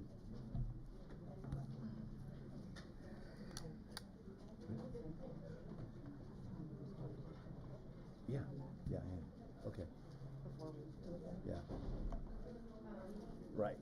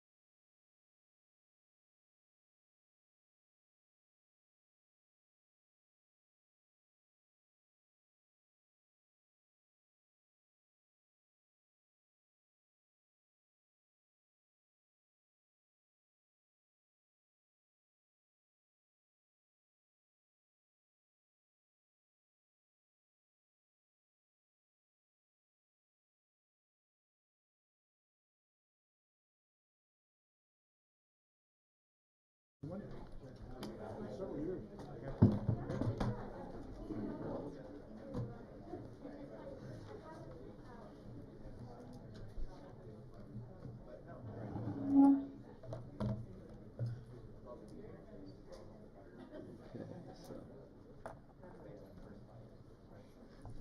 we shall reconvene now.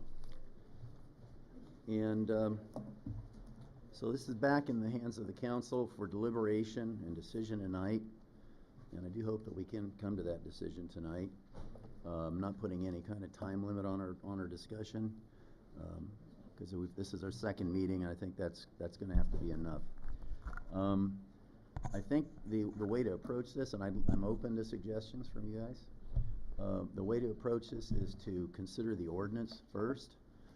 If it should pass, we don't have to consider the resolution tonight. We could wait on that in case we want to do edits to that between now and the second reading of the ordinance, which will be in 2 weeks or next week. 2 weeks? I believe the ordinance will be before the city council on their regular agenda on the 27th. Is that correct? Right. So that gives us time between now and then if... That would be 1 week, Mayor. Okay. Is that adequate? Yes. Okay. Thoughts on that? Mr. Mayor, just Yes. point of process, just Please. before we even discuss how to discuss. Did you want to allow the applicant to respond to the few questions that we had asked earlier that they wanted to confer about? I hate it when you do that. You confuse me with facts. I don't like that. But you're right again. So, yes, I think that would be the appropriate thing to do, and then we'll deliberate. So, Mr. Frankel, could you please address those two issues? Thank you so much, Mayor Goss and Council. So, with respect to the trees, we did confer with our team, and we would be happy to upsize 25%, a minimum of 25% to 36-inch boxes. Generally we're going to place those in locations where it kind of makes the most sense to kind of achieve the bang for your buck in terms of entry locations within the park and other kind of strategic locations. But we are absolutely happy to upsize those trees. Again, a minimum 25% of the trees planted would be upsized to a 36-inch box. Can I ask a follow-up question before we move on? So when you say upsize, that implies that there's a commitment to provide certain sizes less than 36. I wasn't seeing that, and so maybe if that's the case, could you point me to that, or is that just sort of in your conceptual plan that's just not codified in the specific plan? Yeah, so the actual sizes are of course based on the city's ordinance and the existing size of the tree, and then what the replacement size. Generally with respect to new trees that are not replacing an existing tree, we're going to have many of those as well, and those would typically be 24-inch or smaller. So that's what we're talking about when we say upsizing. And so the 25% would be of which number, the replacement trees or overall? Overall. Okay. And I was just wondering if staff could maybe address what the city does in terms of tree planting and the size and kind of what we think is a good size to sort of start off a tree in a way that becomes a mature tree more quickly than what we stereotypically think about new development tree planting. So thank you, Councilmember Krebs. He's correct. Our code, as well as our tree forest management plan, recommends 24-inch. The reason for that is it allows the roots to expand and grow in the most efficient way. We do have experience with going up to 36-inch boxes, and they've done quite well. At the park at Sunnyside and Ramona there, we did a few of those, and they worked really well. Thank you. Good. And the second issue. Yes, thank you, Mayor Goss. So with respect to the second issue, I did confer with the team, and we do understand the need to help support the construction of the new police facility. So what we would be willing to do is make a supplemental payment upon approval of the tentative tract map and design review permit in the amount of $250,000 to support that construction.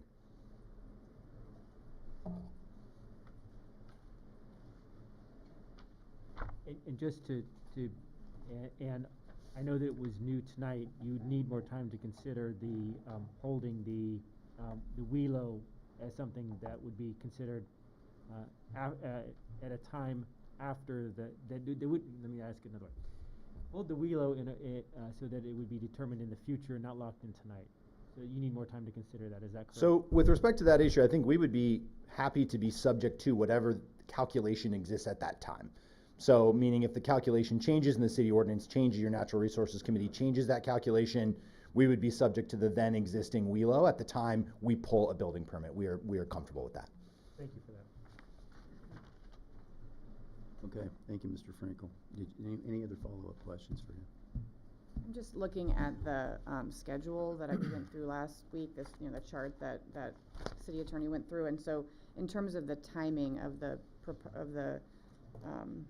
offered additional funding, I see that the submission of the tentative track map application has to be done within 24 months.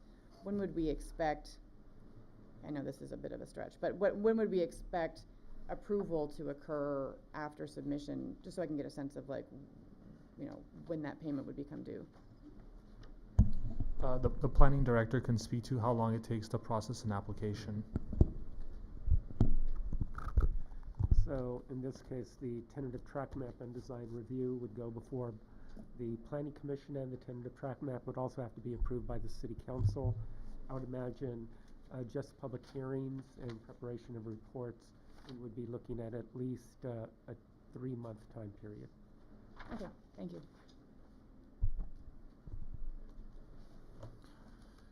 Okay.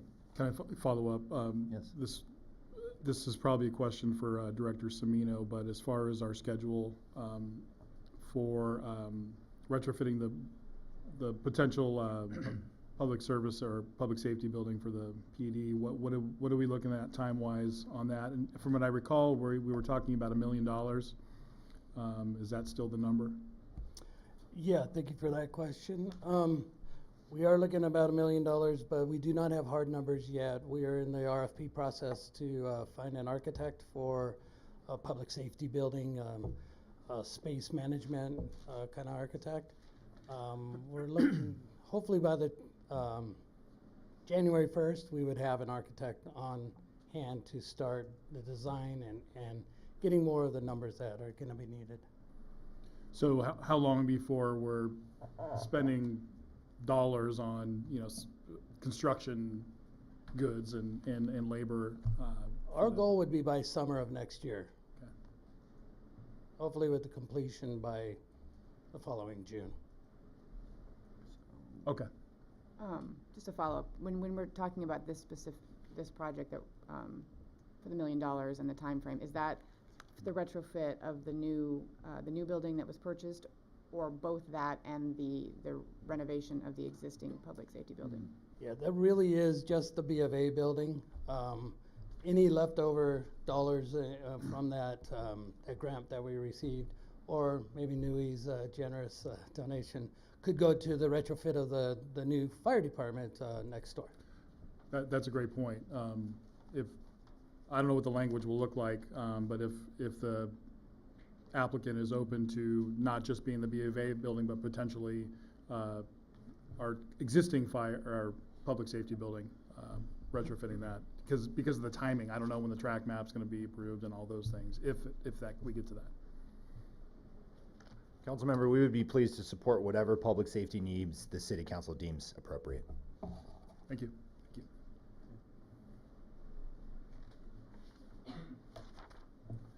Okay, so I think we're back to deliberating on how to deliberate. I did actually have one question that I actually meant to bring up before public comment and then got actually triggered by a public comment, so could we extend discussion? So I know it's been raised, and I've been thinking a fair amount about it, but there was a evolution of the treatment of the open space above the retreat center, and we've heard about it tonight in public comment. From how it was described in the MOU, and I recognize the MOU was not, not setting forth legally binding terms, and that was to be set forth in the final development agreement. But it has sort of shifted from ownership by the city of those properties to the current proposal, which is to for the congregation to retain ownership and provide the easement in favor of the city, limiting development. So I just wondered if staff could maybe walk through the evolution of that and sort of how we ended up where we are, just to address that concern, because I know it's been brought up a number of times. Thanks for the question, Councilmember Krebs.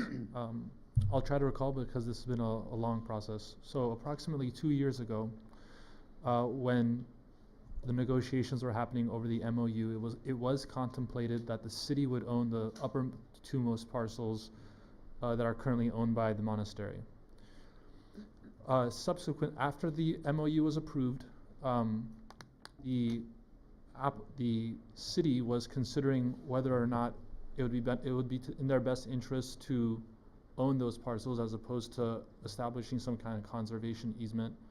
The reason for that is, if I remember correctly, different department heads got together, had a conversation to figure out whether or not there'd be some kind of liability or any other kind of issue that could arise that would impose a cost or a burden on the city that we don't foresee as of this point. At the time that we were negotiating the terms of the development agreement and going through the CEQA process. The one issue that I had raised in that conversation was that there is a small chance of liability, and I say small because generally there's immunity for a city for unimproved natural property. So when a property is owned by the city in its natural state and someone falls or injures themselves, there's generally an immunity for that. So there's a small litigation risk there. But I believe, I think Director Cimino may have raised some points. I think the city manager at the time may have raised some points. And so the city at that time decided that it'd probably be in the best interest to, instead of owning the property outright, to establish a conservation easement. Now I remember also at that time, there were conversations with the Sierra Madre Mountains Conservancy to see if they wanted to hold this property because the city didn't want to hold it. And at that time, if I remember correctly, they said that they don't want to hold the property in fee, but that they would be open to a conservation easement. So we said, okay, then the monastery can hold the property and the conservation easement can be held by the Sierra Madre Mountains Conservancy. And they said that they'd only hold the conservation easement if the city owned fee title to the property. So they wouldn't hold the conservation easement if it was owned by the monastery. Now they didn't state a reason for stating that to be the case, but that was their position. And we didn't press them on it. And so that was the evolution of it. That's how it came to be today. I've had conversations subsequently with the developer as well as the monastery about what the possibility is of potentially reverting ownership back to the city. At this point, as I understand it, they do have their reservations about the city taking ownership over that now and changing the terms of the agreement as opposed to having a conservation easement. If you'd like, I think the best person to explain their position would probably be the attorney for the monastery. He can probably state what their reservations are, and if you'd like to hear them. Yeah, that would be great actually, but before that, I mean, the city does own certain other hillside, what did you call it, natural unimproved property, and I don't know, because I mean obviously I've only been involved in this process for 2 years, but I mean, has the city incurred liability on the basis of ownership of similar property like the Mount Wilson Trail or other similar where we actually do hold the fee? I believe then it had easement to this Sierra Madre Mountain Conservancy, but where the fee is actually held by the city. With respect to liability, I'm not aware of any, but there is improvement. I mean, there's maintenance obligations involved with ownership. if you remember I forget the name of the California Corps, an organization, I forget their name. Conservation Corps? The California Conservation Corps had to come out and clear a lot of brush because there was a fire threat to the city if that brush wasn't cleared. So there are maintenance obligations involved with owning property. Right. So I guess I should have been clearer. There's sort of different liability here, right? That you're thinking legal liability in terms of litigation risk or such, but yeah, I guess I was thinking liability more broadly, like in the accounting sense, like, you know, cost to the city of ownership. Thank you, Councilmember Krebs. And Director Semino can expand, but we do have one lot that I'm aware of right now that is a hillside lot that the city has to commit resources. It was also donated in this fashion. We have to commit resources to do weed abatement on an annual basis. And we do have property in the Upper Canyon, especially after a fire that we had about 10, 12 years ago.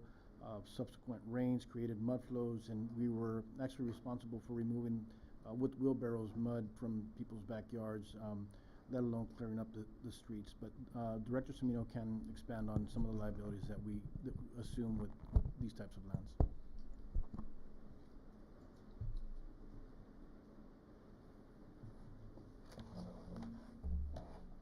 So City Manager Reynoso is correct. We do have several properties that are above hillside developed properties.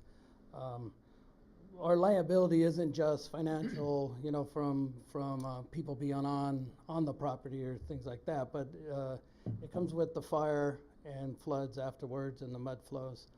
We have several properties where we are called to by those property owners to come and retrieve our soil that has built up against their house or in their pools or behind retaining walls of their property. For example, on Sunrise Hill, there's one. The top of Auburn, there's several properties up there. Sarah Meadows, which is just on the other side of Bailey Canyon, there's a big debris basin that became our property because it wasn't developed properly in the first place. Sunrise Hill, Sturtevant, Lotus Lane is the one that we get called on for taking care of it for fire hazard and that sort of thing. So there's several properties like this that when it came to us, we contemplated, you know, if there is a fire behind the monastery and now all of a sudden, if the city owns that property, it's not their property that's flushing down into their parking lot or behind their retaining walls. It would become a city issue, and we'd rather not take that on since it is such a big wide piece of property up there. Thank you, Director Semino. Thank you. So I think we've Yeah, exhausted our questions. Yeah, no, I appreciate that. So are we doing some follow-up questions after we heard some public comment? Is that okay? Is that the process, or?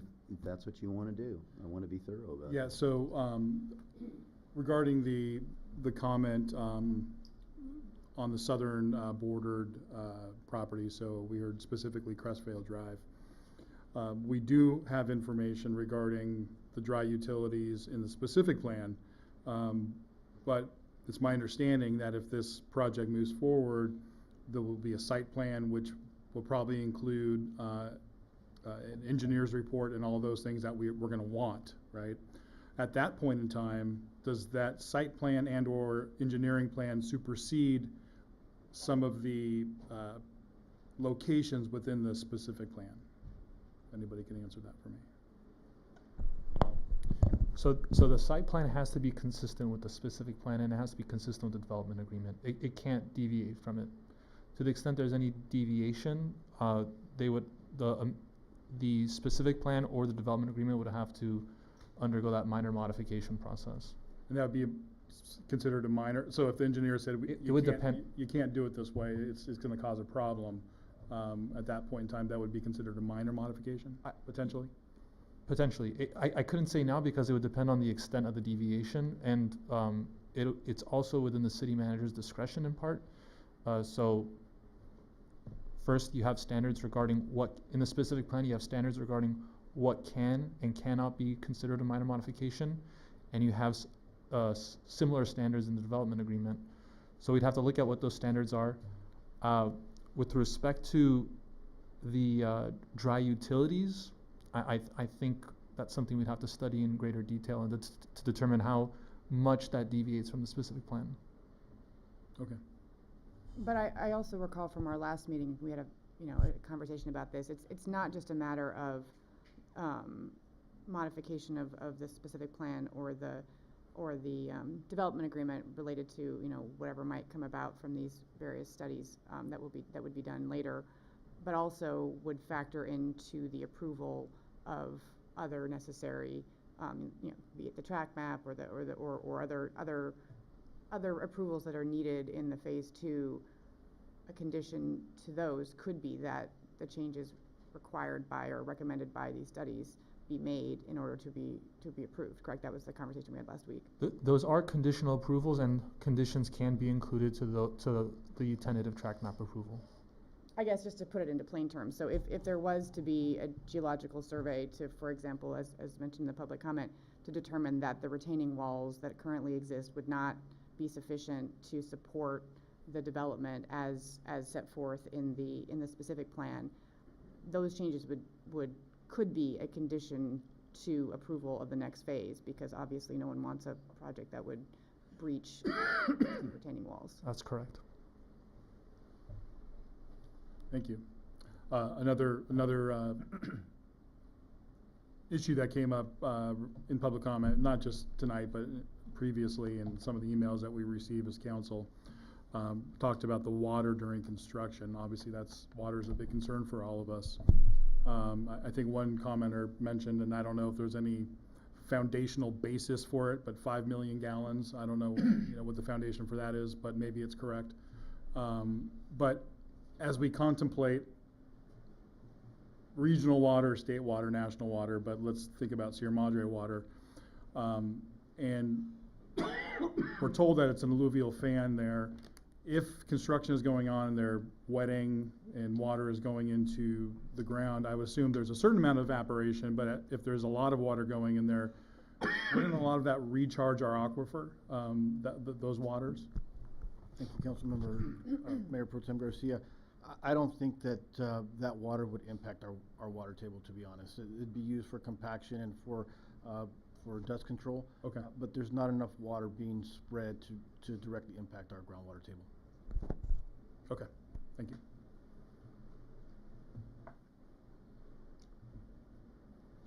Other follow-up questions? Excuse me. That's it for you?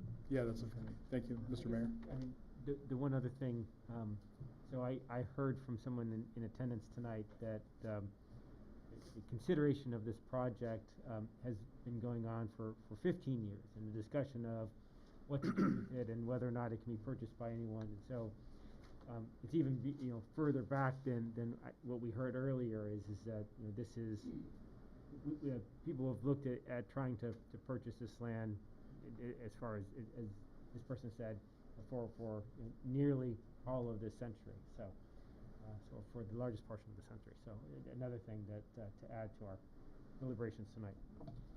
I'm sorry, did you mean looking to purchase it for conservancy purposes? I think that was the context. Thank you for clarifying. Yes, it was for conservancy purposes. Okay, well, are we ready to begin discussing the ordinance? I think that's... So I had a question about the order on that. Yeah. So if we discuss the ordinance first, or if we approve the ordinance and then start talking about the resolution, and we find some potential changes that we want to make, that would fall into the development agreement. And so we bind ourselves if we do the ordinance first, because we can't make changes to the development agreement after it's hard to make changes to the development agreement once it's approved. And so I'm wondering if it makes sense to do the resolution first. I mean, I'd like to get through both tonight, honestly, but I wonder if it makes sense to go through the resolution first, so that if there's anything in the deliberations that we have to change or modify, we can make it part of the development agreement. Could I get Mr. City Attorney to comment on that? Councilman Parkhurst, as you probably know, an ordinance requires 2 readings, and a resolution can be effective just after 1 reading, and it takes effect immediately.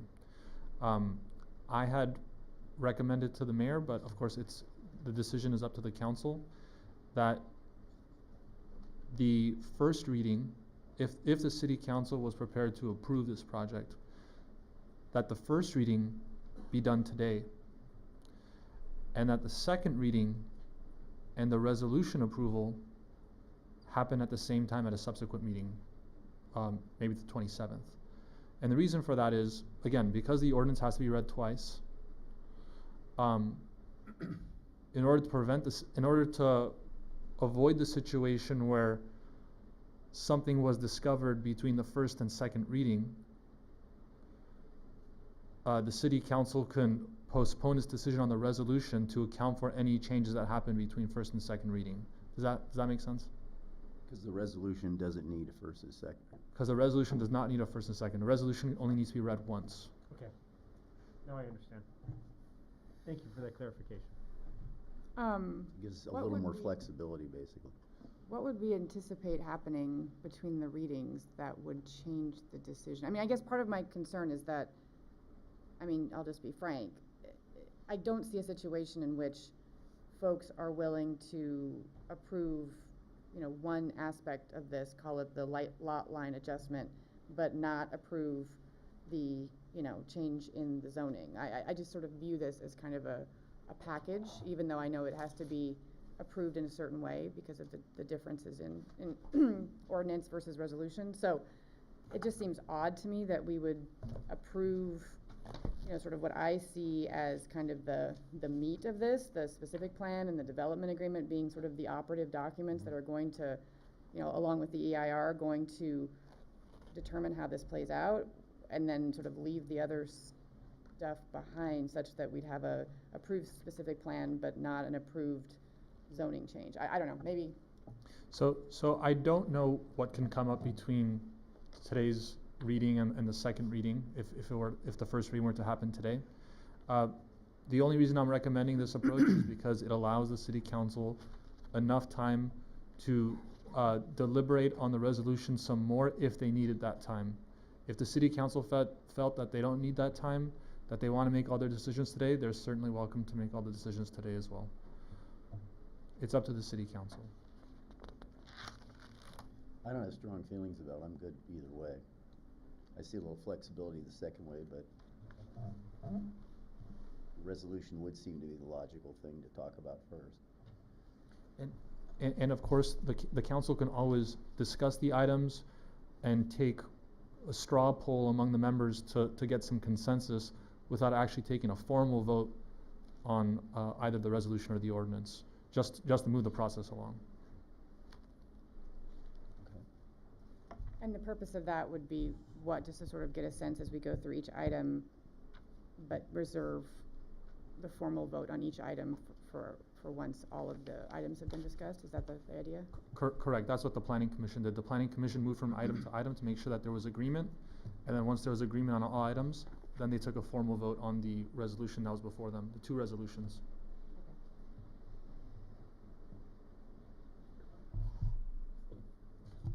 Okay. I don't know if others have. What's your pleasure? I otherwise mean, thoughts about the process.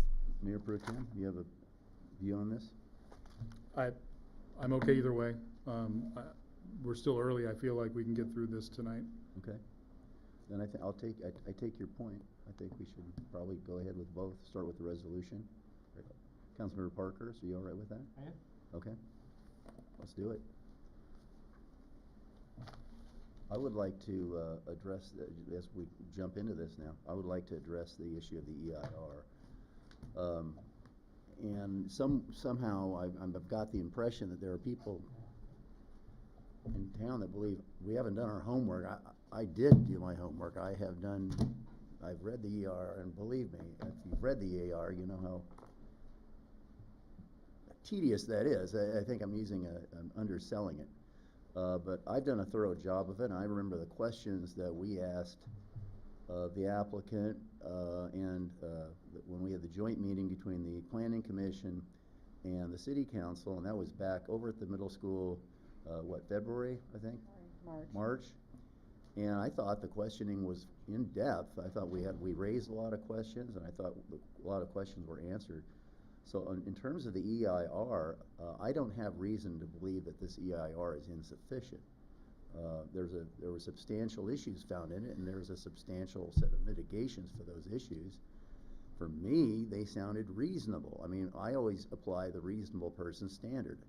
Do I have perfect knowledge of these things? Do I have a crystal ball? Can I predict all contingencies? No, but certainly it sounded reasonable to me. So I suggest we consider approving at least the EIR, but I'd like to know, do we need to tear it apart in the process to get to that point?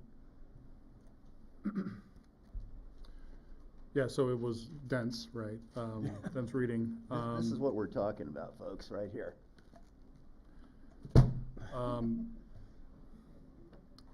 Yeah, so this is my first EIR, full disclosure. But I did like the fact that it looked at alternatives. It's my understanding the no-build alternative has to be done anyway, but that's not really under consideration. So if we're thinking about this process, aside from a ballot initiative, if this thing does not get approved, we stay institutional. So it's important that we look at the institutional impacts, and there's a nice little chart that shows arrows and ups and downs, and which project would increase, decrease, or have the same amount of environmental impact. And it's clear that, well, we won't get into that, but it's very helpful. And I thought within the executive summary, especially the mitigation monitoring program, which is pages of an executive summary. I tell my students executive summary should be one page, but not this one. But it really went through every thing that can be contemplated, I guess, within an EIR, talked about its significance, and then talked about the mitigation monitoring program specific to that one item, and then defined what it would be after mitigation, less than significant or whatever. So I felt like being, again, my first time reviewing an EIR, it answered a lot of questions that I had, that residents have if they read it, whether or not, there's been allegations that Dudek's being paid by them, and I don't know about their independence, but I would think that if I were a company, I wouldn't want to gamble my whole reputation on 42 homes, personally. But that's just my opinion. But a rational business would not do that. So I have to take it at its word. I'm not an expert outside of it, and I feel as though it was extensive and yeah, the offsite's wasn't in the draft, it's in the final. There are things like that, but we're told that these are issues that come up, and yeah, that's all I have on that. Well, let me just give an example. Part of the mitigation plan for instance, Native American artifacts. There's a very detailed mitigation plan, so if you're up there digging and you come across artifacts of anything like that that might be of interest to local Native Americans, that it stops in its tracks and it lays out a protocol for what has to be done before anything goes forward. So that's what we're talking about when we talk about mitigation. There are all kinds of potential things that we could find in the process of a big development up there, and there are all kinds of detailed explanations of things that would be done when those contingencies are met. But I want to backtrack for just a second. Again, your point is, are we experts on, well, is that a mitigation factor that's perfect, or that we know will work? Well, no, we have to, at some point, we have to assume, is it reasonable or not, and kind of go with that. That's how I evaluate things. And it seemed reasonable to me. The Mayor Pro Tem raised the issue of payment, and I know it was raised during public comment as well. So just to clarify the payment issue, Dudek was the consultant that was hired by the developer to prepare the EIR. But MIG was a third-party consultant hired by our Director of Planning, and MIG's fees were paid by the city, and the city sought reimbursement for the fees incurred for MIG from the developer. So it would be inaccurate to say that MIG was being paid by the developer, because they weren't. MIG was being paid by the city. MIG was hired by the city. MIG was responsible to the city, specifically the Director of Planning, and the city made sure that it didn't incur those costs, because it wouldn't be fair for the city to incur those costs in this application.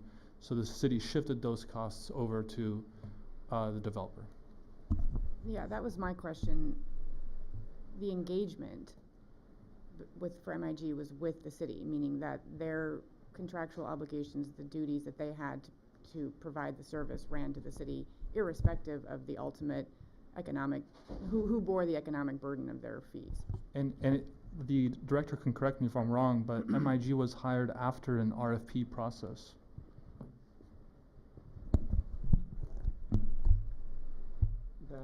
is not entirely accurate.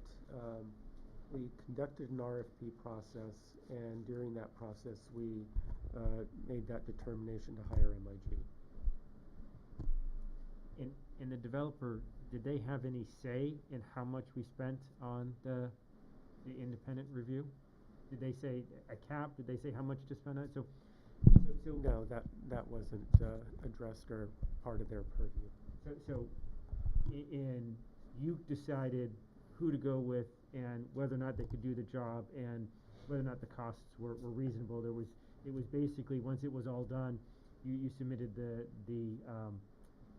costs and got them recouped. That's correct. Okay. Kind of going back to one of your points about mitigation measures, you know, there was comments that none of the wildlife has been discussed within the EIR.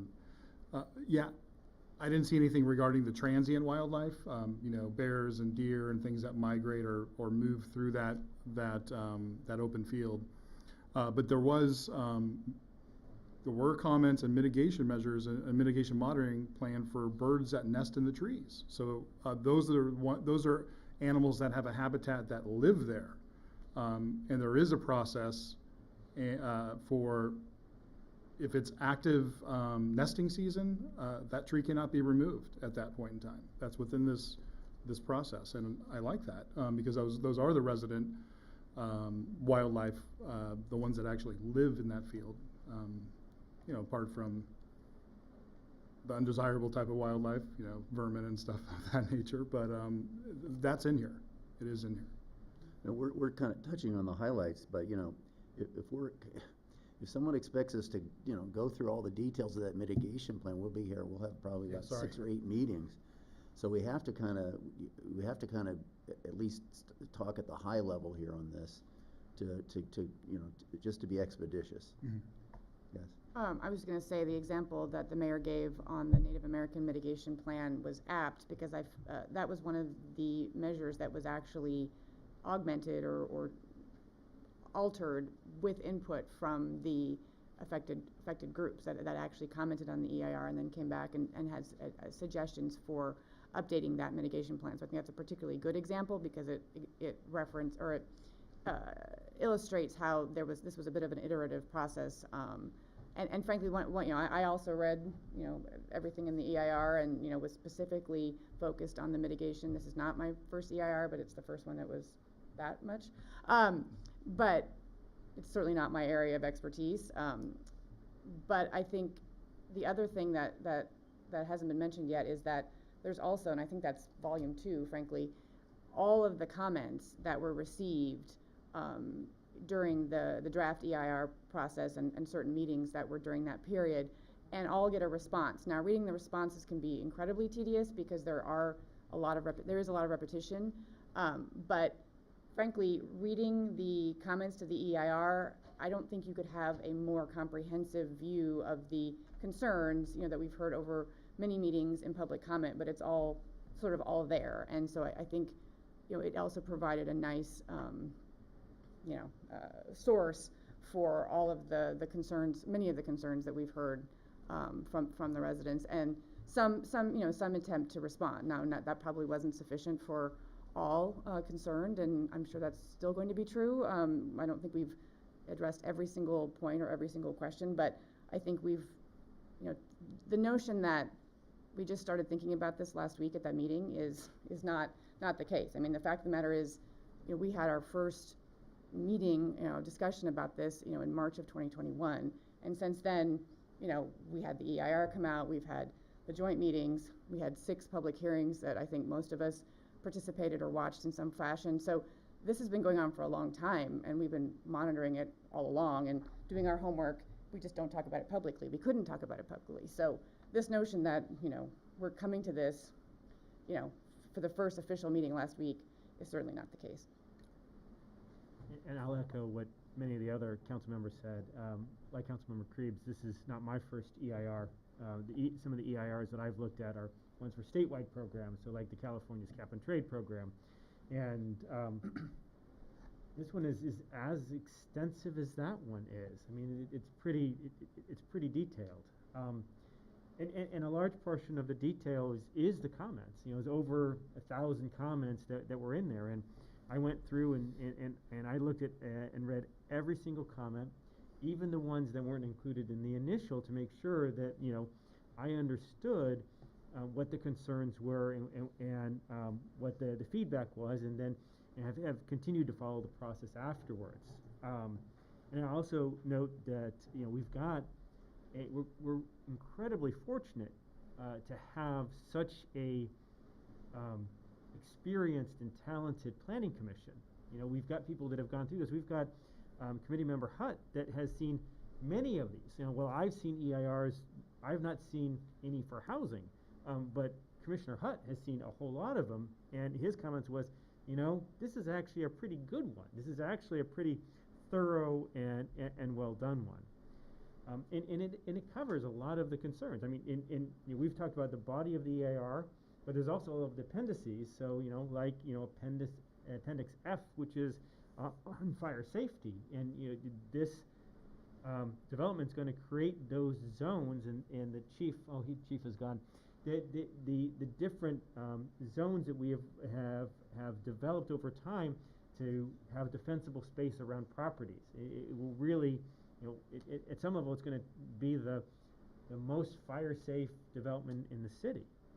And then finally, I think it's, you know, it's important to recognize, you know, this is a CEQA-driven document, the California Environmental Quality Act. It is a regulatory process. It is prescriptive, and as much as we'd like it to consider lots of other things, it's, you know, you have to follow the regulations to be able to get it through, and so, you know, I think that it is an adequate document. It describes the project.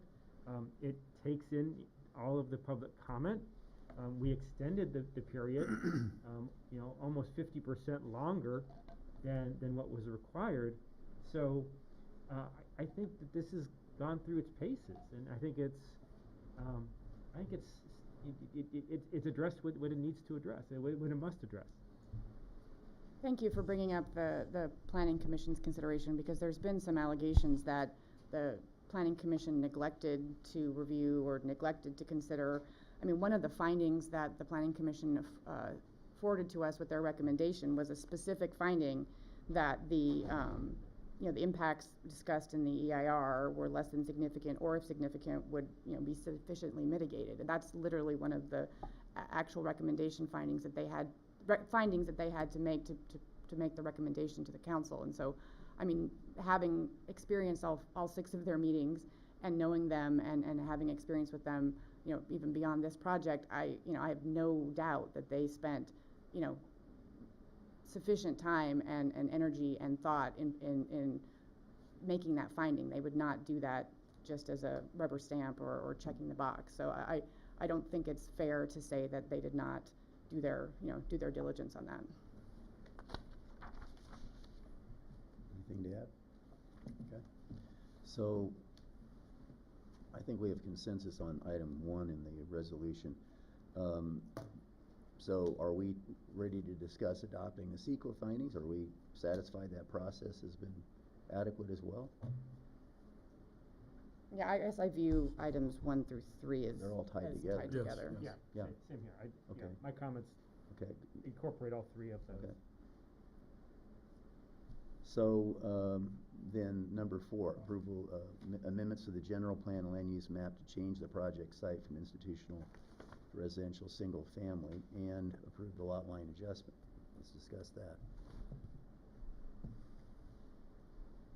So I 2 thoughts on this. You know, I think this city has gone through the potential development of a high school on land, and I think it was, you know, we heard loud and clear, or previous councils heard loud and clear that was not something that the city would that is compatible with what happens in the city. And so the other thing is, you know, for the vast majority of the history of this land, from I believe it was 1938 to I want to say 2014, 2015, this was zoned residential. So, you know, for all of that time. It was considered a residential area. Everything around it is residential. I think it'd be far more disruptive to have an institutional. You know, kind of the idyllic world is to have a very small project on there, you know, a assisted living that's really scaled down. But I don't, you know, we don't know. We can't evaluate that right here, right? Is that we have to evaluate what's in front of us, and I think that a small residential development with a public park is compatible with the community and the uses around there. Yeah, so, you know, part of my research, trying to tie the general plan back to what we're talking about here, and, you know, the section residential low density area reads, the residential low density areas comprise most of Sierra Madre due to city's original rural development pattern. The urbanization of the city took place over a period of 100 years. The low density residential pattern varies throughout the city. Lot sizes vary dramatically, as do the structures built on them, which enhances Sierra Madre's charm. The periods of tract home development occurred in the post-war era of the 1940s and 50s throughout the entire city. Sorry, I lost my place. In the 60s and 70s, in the northeastern portion of the city at Liliana Drive, and in the development of 2 subdivisions along Orange Grove, and more recently in the 80s and 90s with the subdivision of the Jameson Estate. And it goes on to talk about One Carter. So it's not the first time a quote-unquote tract has been put forth in the city or approved. I mean, you can drive down neighborhoods and you can tell that maybe it took decades to build, but these are homes or houses that are similar. And this is the definition and the preamble of a residential low density, and that's what we're being asked to consider here. So the question is a tract okay for residential low density? According to the general plan, it agrees with it. That's my take on the general plan, tying that portion together. I don't know, Mr. Mayor, if you've, you know, walked our neighborhood, but pretty sure that Just yesterday, actually. that the from, you know, Manzanita, Ramona, maybe even Esperanza, all the way from Hermosa to Michelinda was, you know, if not all one phase, certainly a series of phases of. A lot of us have the same fireplaces. And what do we know over time, right?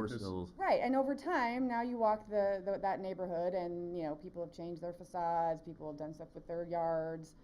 In fact, you know, my stretch of Manzanita, actually, if you walk down, you know, the setbacks are all the same. I mean, and, you know, but for the passage of time, you know, it would have been very much, you know, what we sort of derisively call, you know, a cookie cutter neighborhood.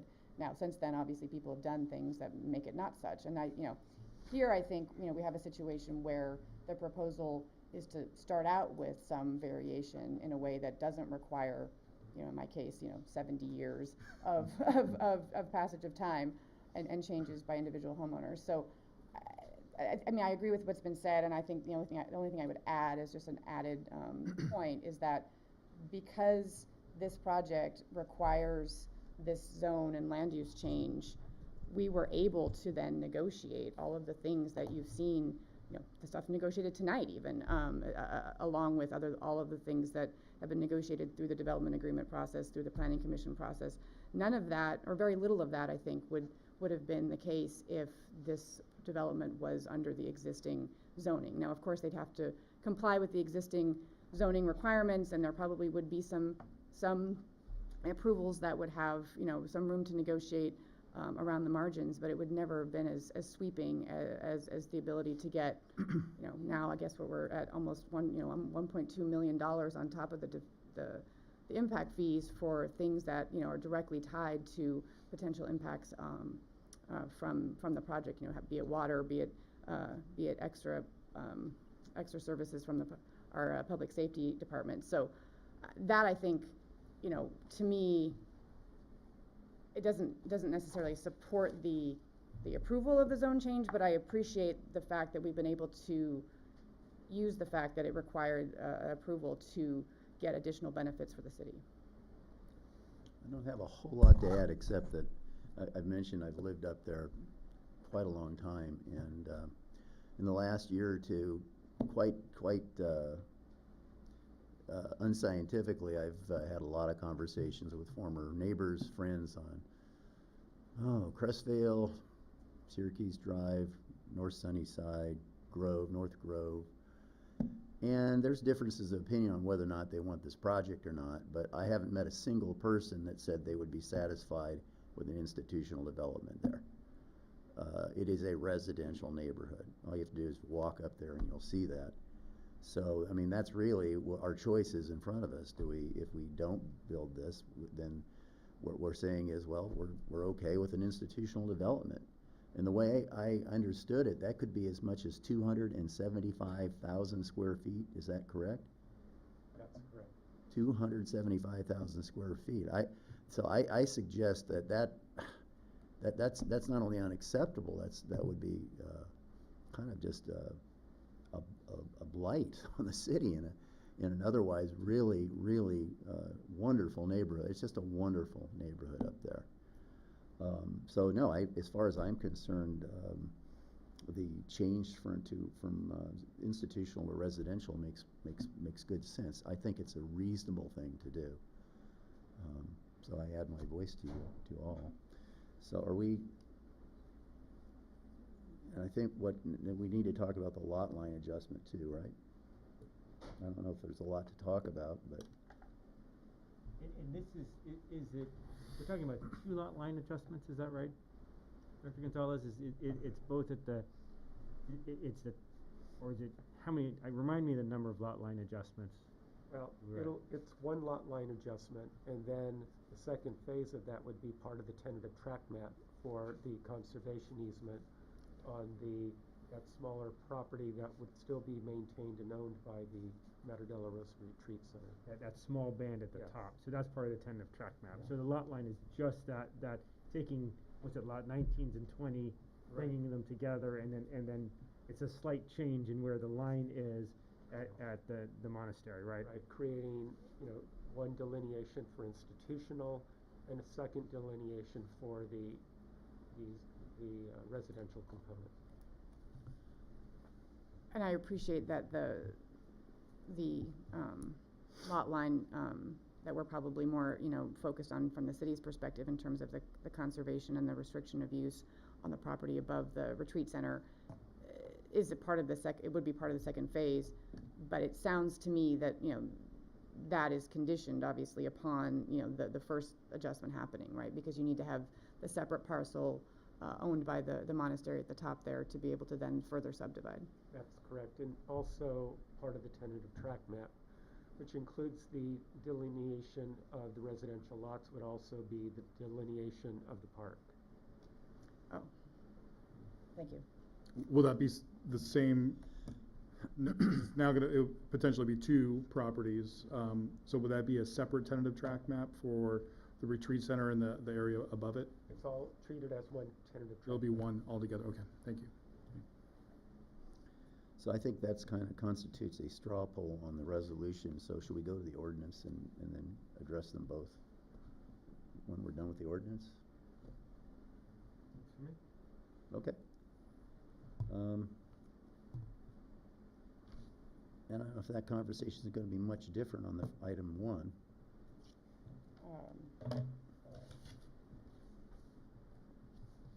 On the moving, changing. That's just the difference between the way that the zoning code works and the land use map works, right? I mean, we're approving them in different manners, but it's essentially the same type of approval, as far as I can see.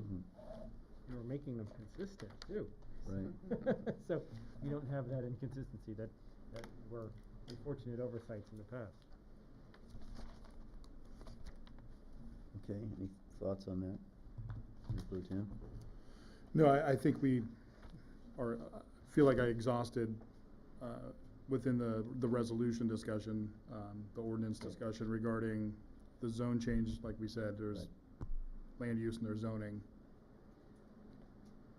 Yeah, I mean, other than mismatches because of, timing differences and updating, I mean, would you ever have a situation where you would approve a zoning change and not approve a land use change? I mean, these seem inextricably tied to me. Is that the right way to think about that? Correct, those changes should be taken up together. Okay, well, that moves us to number 2 then. And we can, I think we probably want to spend some time, more time on a specific plan. Mr. Mayor? Yes.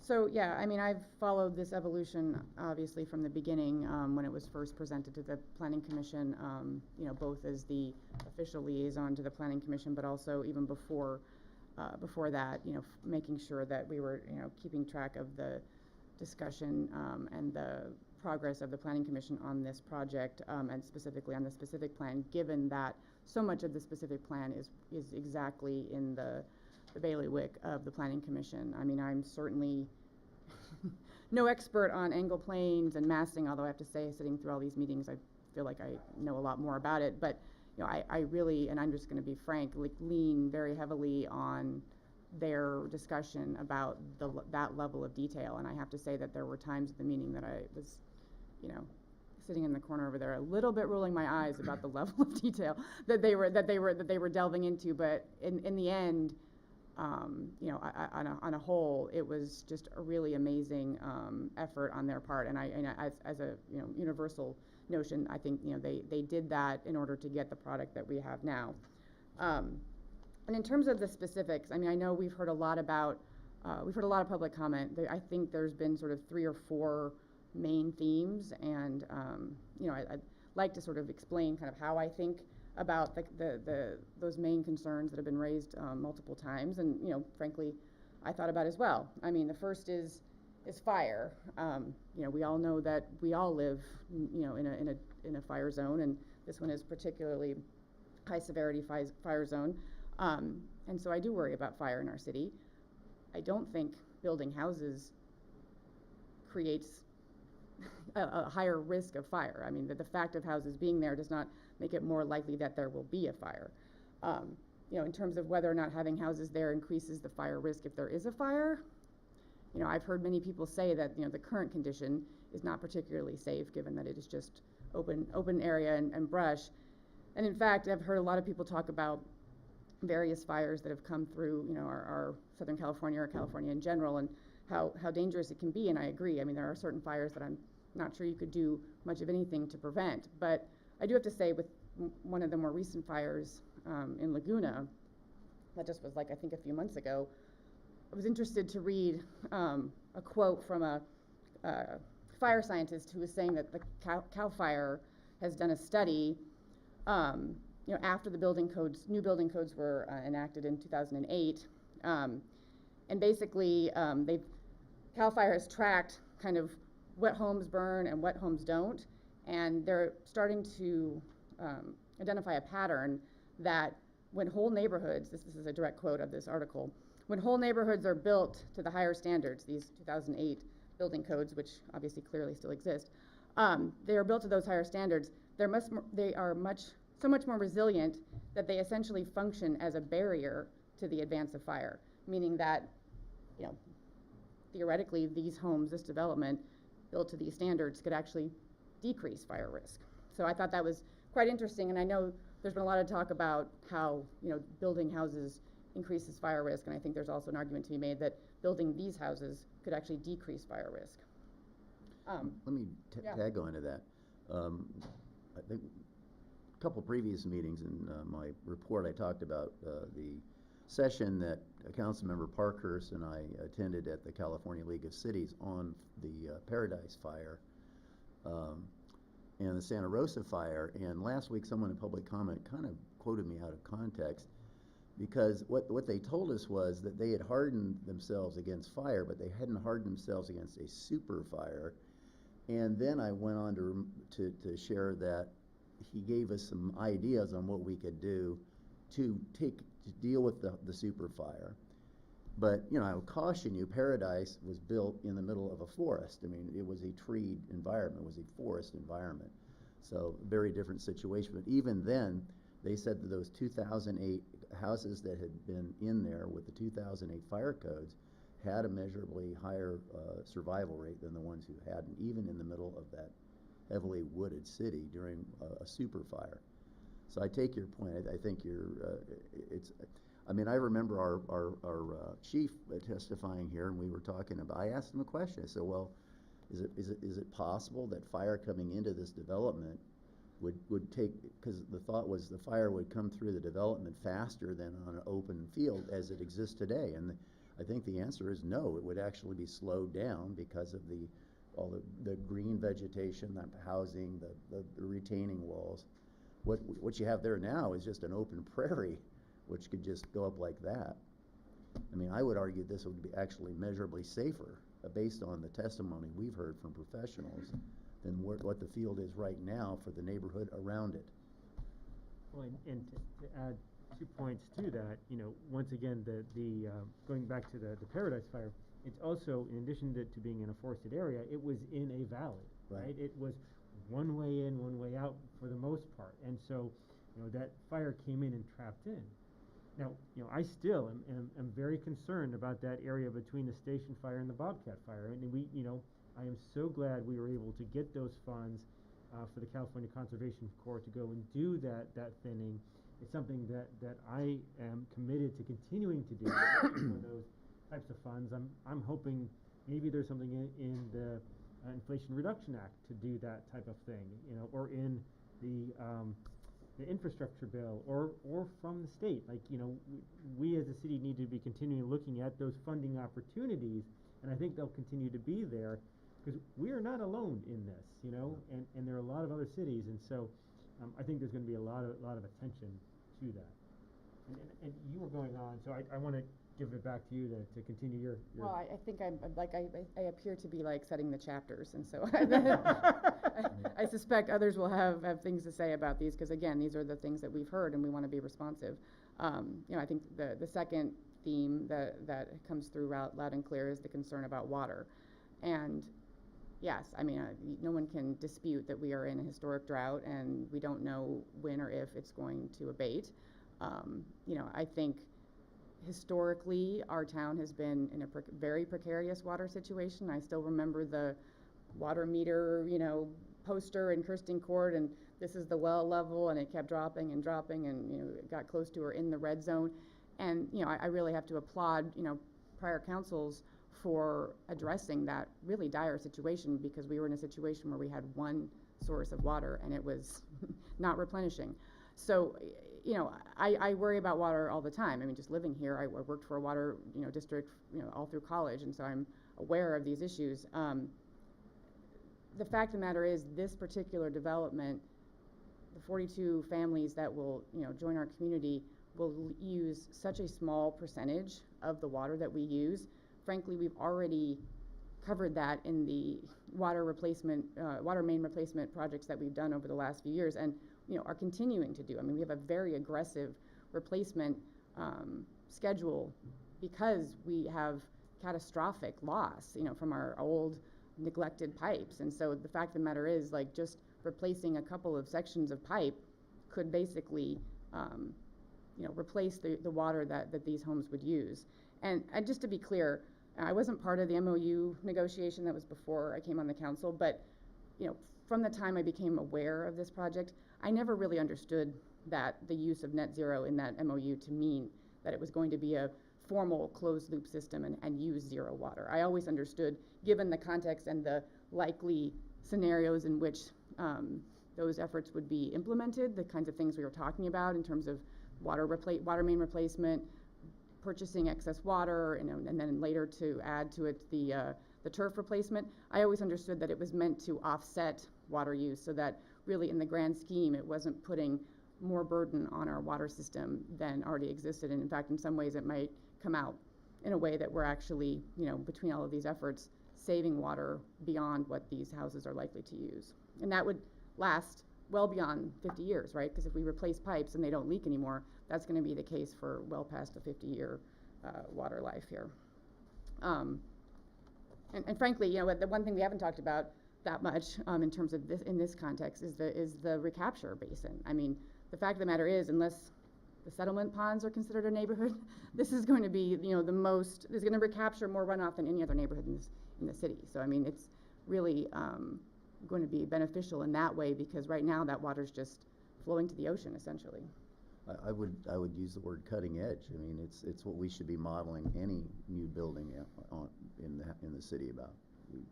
We're still losing quite a bit of water out of our city where we haven't had this kind of forethought and technological kind of development. So yeah, I totally agree with everything you said. I was on that previous council, as many of you know, and I was on the water subcommittee with then utility director, now city manager Reynoso, and John Cpuc for several years, public works director Semino, management analyst Carlson. We worked together as a team to try to find new ways to secure our water source for this city. And I have to tell you that we accomplished that. And with the help of the council support and the public behind us, not only did we engage in this new water main replacement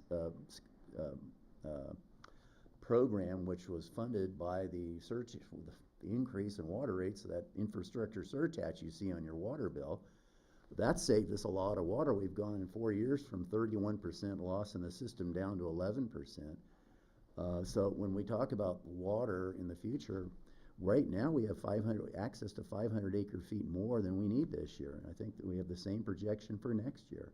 So yes, if the whole state goes, everybody's going to go, but at least given what we know now, the things that we can control now, we're good for now. And I hear a lot of Cassandras, a lot of people screaming, oh my God, we have no water, well, that's actually not true. I also want to say that this city is just on so many levels so progressive in its approach to conservation. Where are we now? Well, I think we got a ranking of number 2 in Southern California, Mr. City Manager. Mayor, we were one of 3 cities in the San Gabriel Valley that was identified as the top 100 in conservation for the month of July of this year. Right. That's for the whole state, right? That's for the whole state. So we're in the top 100 for the whole state. We're actually in the top 50. Top 50. And one of the reasons was we maintained the drought conservation regulations after the drought ended, and we kept them in this city, where most other cities repealed or slackened those regulations.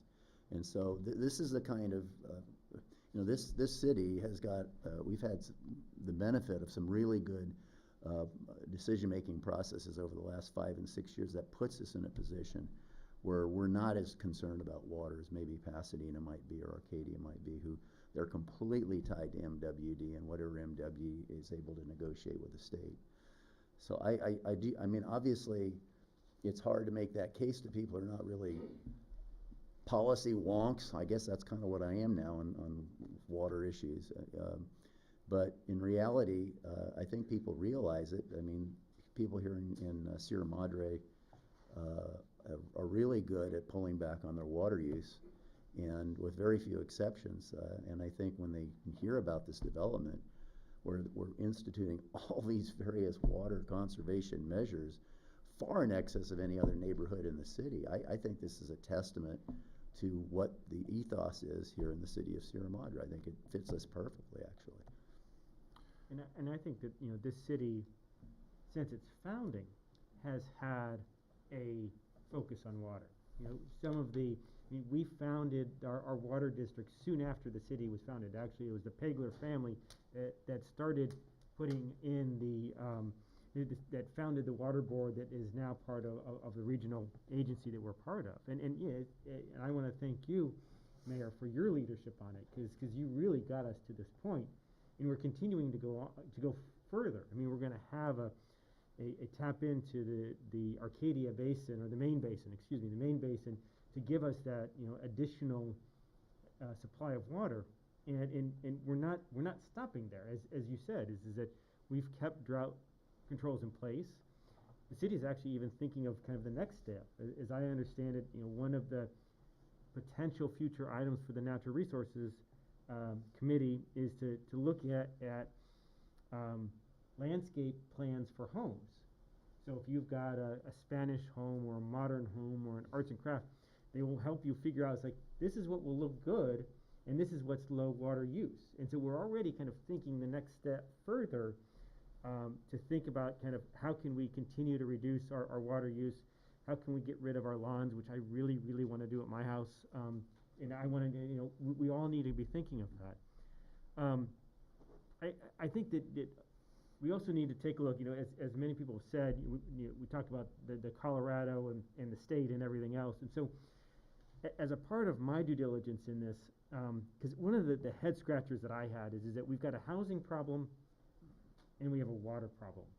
And it just we went through and spent a lot of time on our housing assessment, on our RENA numbers, and how do we do that.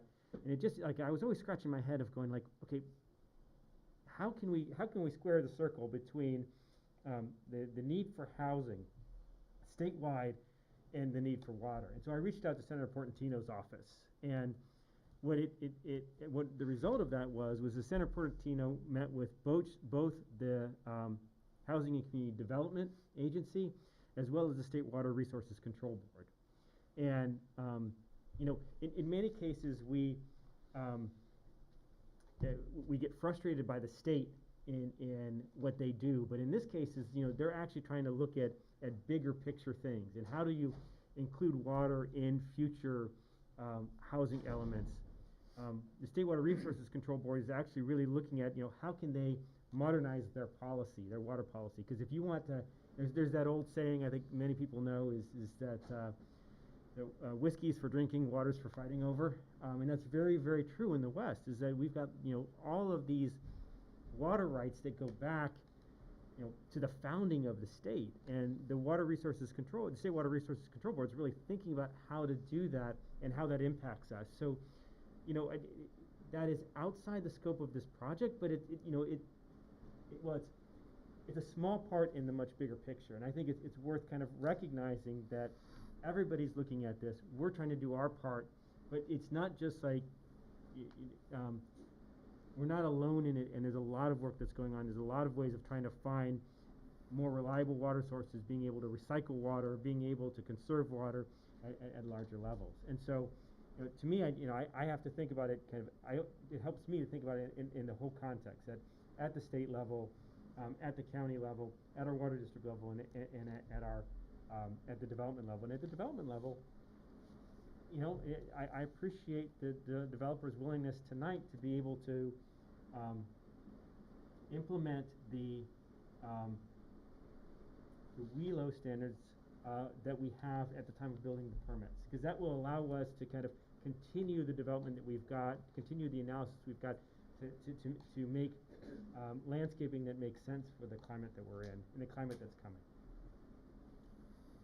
I'll try to keep this quick regarding water. So yeah, from the get-go, before I was on council, I believe the MOU was signed in April of 2020, sometime around then. As I read the net zero concept and context of how it's going to be implemented, nowhere did I think it was the definition by the EPA or whoever has that specific definition of the closed loop.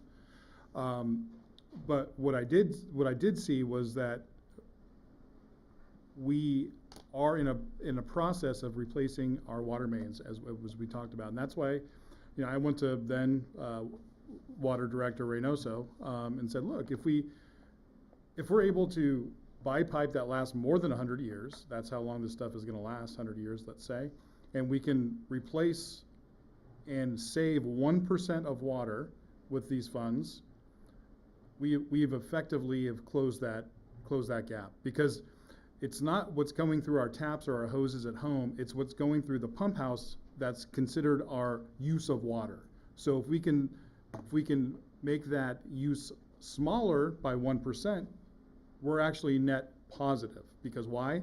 This is less than 1% of the housing stock, and they're more efficient homes. So I was a big proponent of fixing the pipes with this money, because yes, we would want to buy water, that's great, but it's not available right now, and we know that. And just kind of bouncing off what Councilmember Parkhurst was speaking on, like these 42 homes I don't envision people from out of state or out of the country knowing about this project and moving in. These are people that already live in this region that are going to be moving in, potentially upgrading to a better home, and then there's a new home for the next level, and then somebody gets into a starter home. So it's going to help the housing minimally, but it will help the housing crisis. But these aren't 42 families that materialize out of not being in this region already. I don't envision a big, influx of people that don't live already in Southern California wanting to move to Sierra Madre for these nice homes that are potentially going to be built. So I don't see an issue there on the statewide or the regional. Yeah, we have concerns. We have conflict between housing and water, but I'm comfortable with what we're doing in-house with our city to be able to accept 42 homes regarding the water issue. Ditto. Next issue in the specific Chapter plan. 3, right? No, please, I'll cede. I've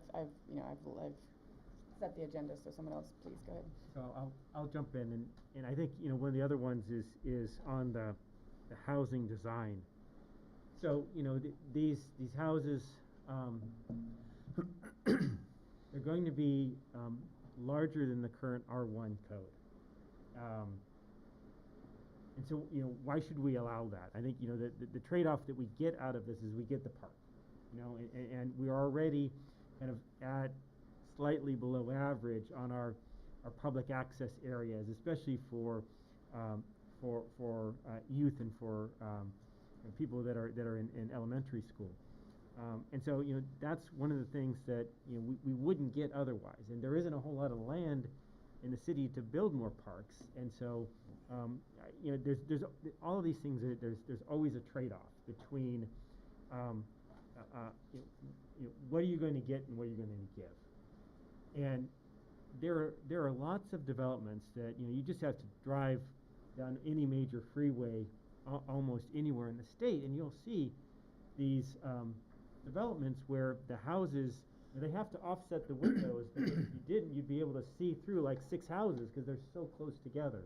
Now, they still have 5-foot setbacks from the side of the yard, and I think it's 30-foot combined setback from the front and the back instead of 35. So I think, that's reasonable considering, the evolution of the housing stock over time. And we just look at the houses that we see in our own city. When we look at the ages of the houses. So Councilmember Krebs said that, her house is 70 years old, mine's 100 and some odd years old. And, the difference in the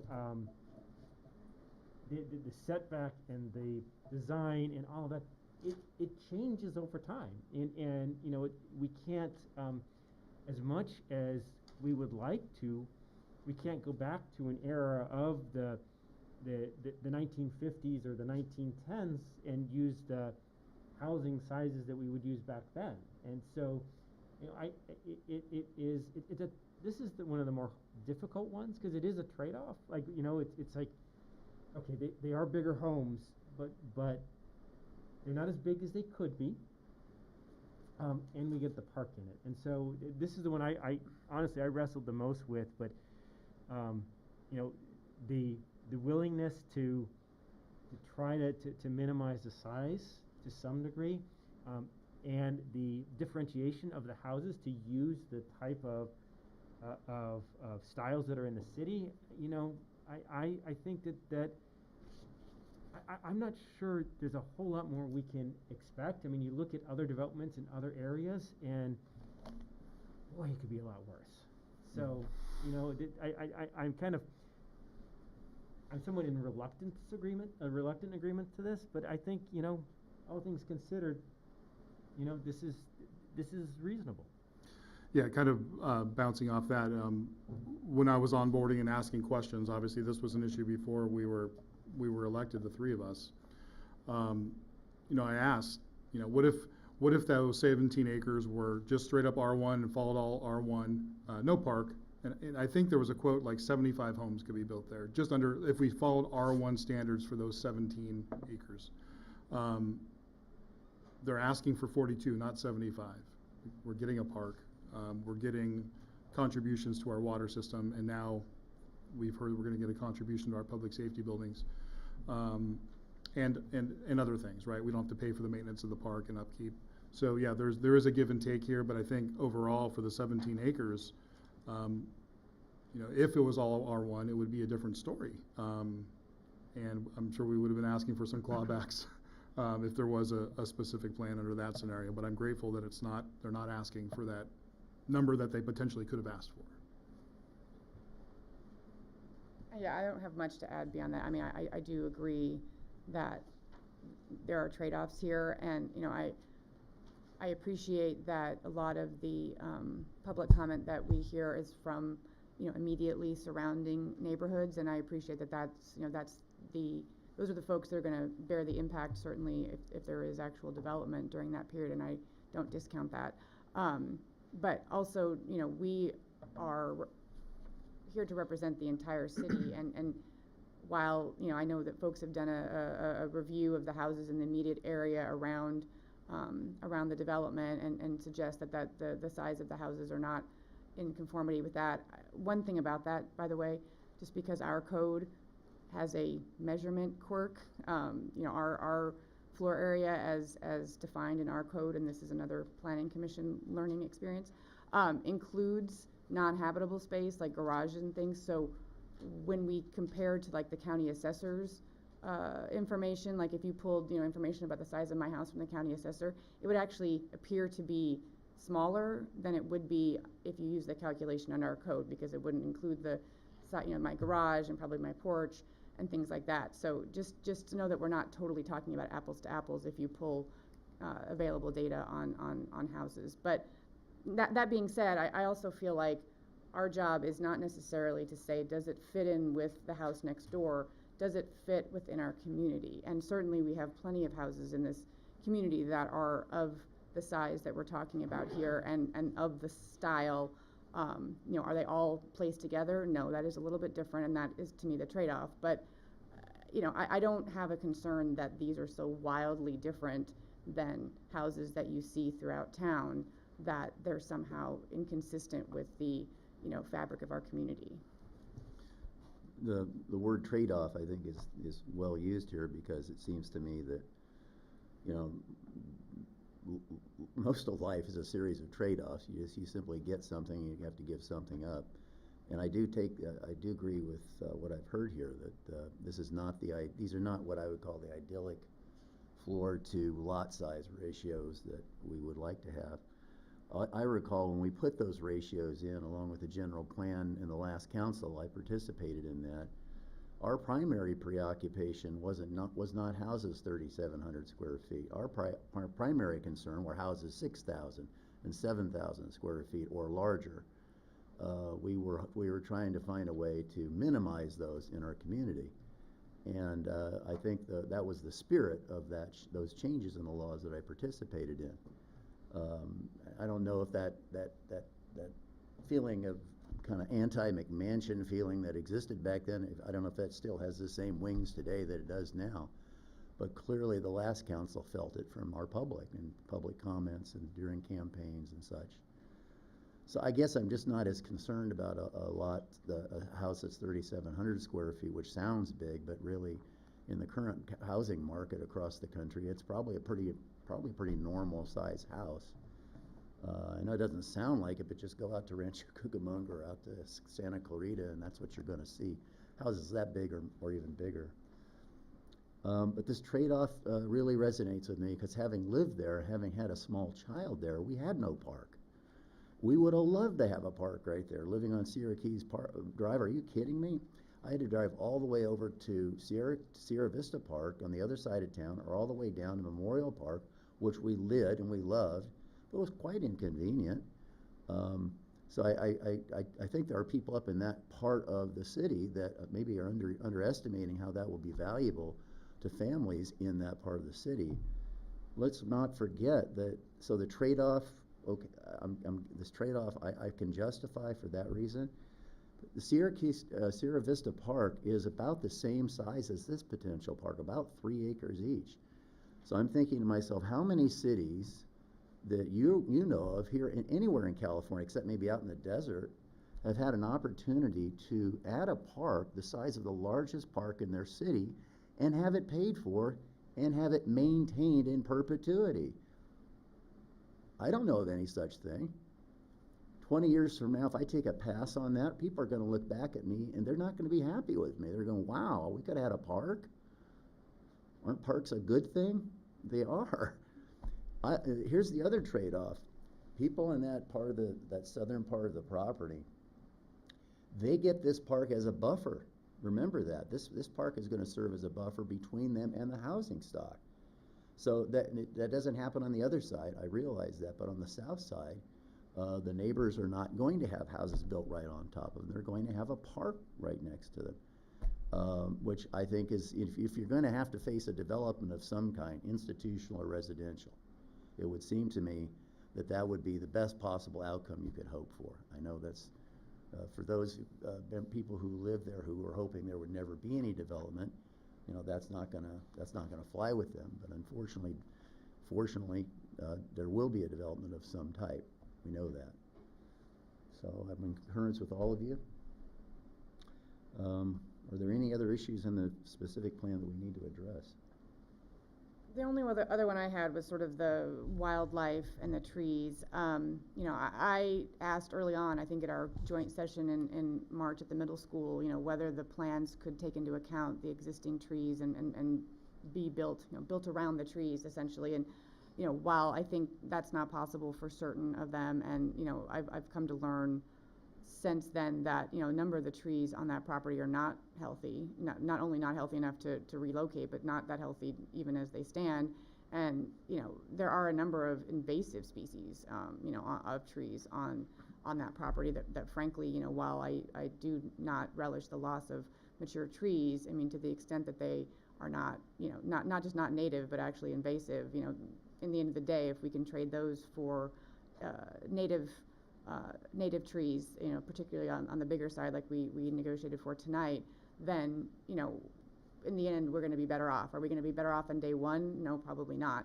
But, you know, over time, I think we will be better off in terms of the health and the, you know, the number of trees that will be part of this property as compared to what is there today. And I think somebody made the point, I'm not sure, maybe public comment, I'm not sure, that, you know, these were not trees that existed in nature. Most of these trees were planted by the property owner themselves, and not that makes them less worthy or less, you know, desirous, but, you know, it's not as if these would have been naturally occurring, you know, on this property, and maybe if we can replace them with trees that would have been, you know, more likely to be naturally occurring, you know, we're going to be better off in the long term. Oh, and I'm sorry, and to the wildlife. I love, you know, Dave Link's pictures of the deer. When we went up on our site visit, there were deer everywhere, and it was lovely.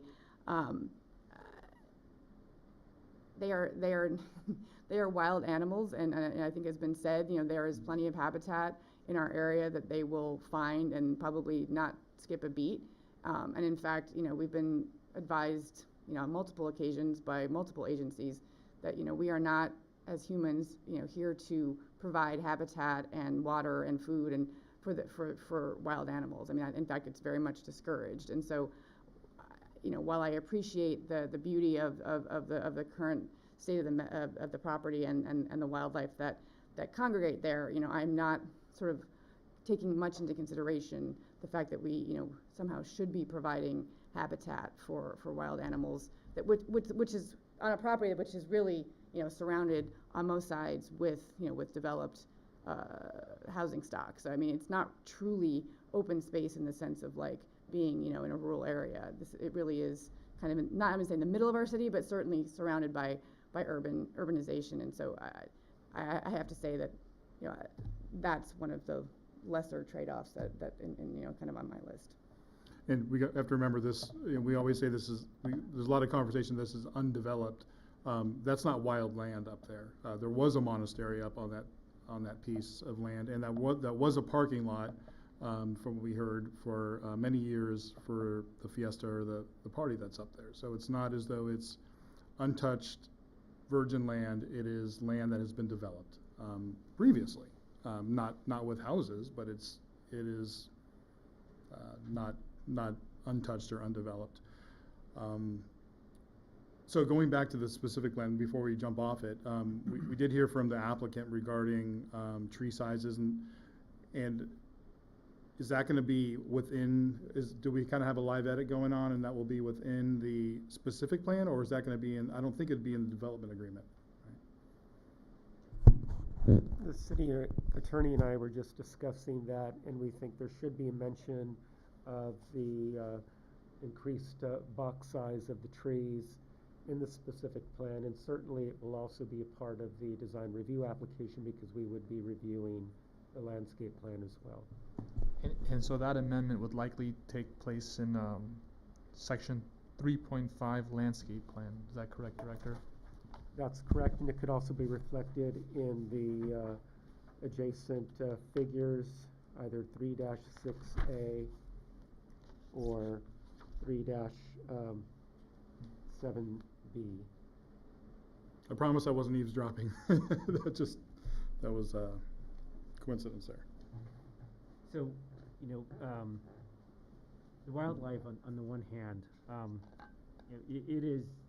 this property is surrounded on all four sides for the most part, maybe a little bit on the eastern side that connects to Bailey Canyon, but for the most part, it's all developed in there. So as Mayor Pro Tem said, it is formally developed land. I don't know exactly the right term, but it's not like it is the land that is just above the monastery that hasn't been developed. And I'd feel different about it if there was a way to make it part of a wildlife corridor, or if there was something that, there were documented information on endangered species. And while, I recognize that the biologists only went out there once during the day, but they're able to I feel that any biologist can look at that and see if there was a need to come back at another time. I would have preferred to have more visits on it, but to me it goes back to the EIR process and what's required as a part of that process, and it met that process. Now, should that process change? Maybe, but we look at what's around it and what's been done and the considerations of wildlife. I feel comfortable with that part of it. The trees is a little bit harder part. I completely agree. The unhealthy trees, they're probably not going to last that much longer. They're going to be stressed by the drought. They're going to have lots of issues. We've got some invasives in there. The hardest one for me is that Morton Bay fig, that giant one. That's gorgeous. I really wish there was a way to preserve it, but we've brought it up multiple times. It's been looked at. It's again, it is an unfortunate trade-off of this process. And we're getting a lot more trees. We're going to get healthy trees. I recognize the concerns that it's going to take some water to get them started, but yeah, I think that's the choice we have to make tonight. And again, it's another one of the things that I wrestled with and thought long and hard about. And I think that the output of it, of what we've got, is actually going to be better for the community longer term. And I think it would have been great to be able to move the lots around and fit some of the trees on. But one of the advantages we have with some of the design is the design now can take advantage of passive shading, right? So we can have a reduce an urban heat island effect around there and be able to shade the houses and decrease the amount of electricity we need during peak times. And so, the design, the way it's oriented, I think it does that to. I think it does that. I think it does incorporate that. And so, again, to me, it keeps coming back to that trade-off, and I think that it's they've been willing to make considerations with it of putting the larger trees in, and trying to save what they can. And actually, we're moving the road, hopefully moving the road, to be able to take advantage of that. And as long as I've mentioned that and brought it up, there is a contingency on that, and that the widening of that road is tied to the recording of the final map. So we can't, and I think it's the tentative track map, like you can't build, I don't think you can build any houses until that issue is resolved. Is that right? Councilman Parkhurst, the rights for the expansion of Carter need to be attained before the filing of when the tentative tract map is submitted, I believe, and I'll confirm that point. So it's even before the first building permit is pulled? Definitely before the first building permit is pulled. So this is something, you know, and this was one of the concessions that the planning commission got out of this, is they worked really hard to try to you know, what I really appreciate them is that the concerns that they have seen because of their experience in the city, they've tried to tie things to actionable events to make sure that you know, what we want to try to have happen actually happens, and that there are checks in it to make sure that, you know, this isn't the final decision. It is the first step that puts us on the pathway, and then each one of those is once again a requirement to make sure we get what the vision is that we've discussed with this development. And I'd like to just address, I think we had a public comment, and maybe we've heard it a couple of times, that there's no teeth to these things, that all, you know, that all that will happen is a renegotiation of the contract. Well, let's be clear, and the renegotiation of the contract is not one way. It's not like the developer can renegotiate a contract to which the city is a party without the city agreeing, meaning that we will need to get what we need out of that negotiation to you know, to approve any of the modifications. And even beyond that, as I've tried to highlight tonight, the phase 2 approvals will not move forward if these things aren't obtained. You know, to the city attorney's point, that you know, that when the tentative tract map is submitted, the rights to the widening of Carter have to be, you know, obtained and have to be documented at that point. So, you know, without that documentation, without that acquisition of rights, the tentative tract map will not be approved, and this project will not go forward.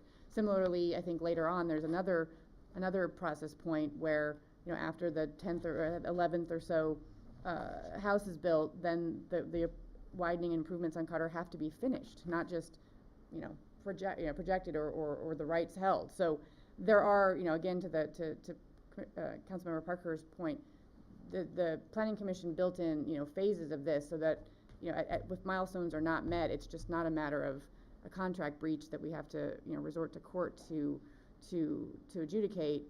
You know, we actually have the ability to say, you know, this stops now, and you have your 10 or 11 houses, but we're not moving on to anything farther than that without this being done. And so I do appreciate them creating those milestones and creating that teeth to some of these obligations, you know, the key ones.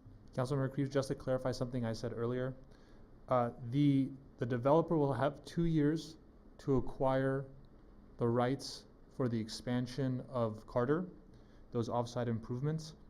Completion of the offsite improvements will be made a condition of any tentative tract map approval. Oh, okay.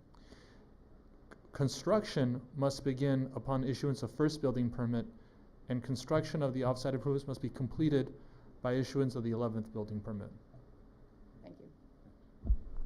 I just wanted to comment on the wildlife issue.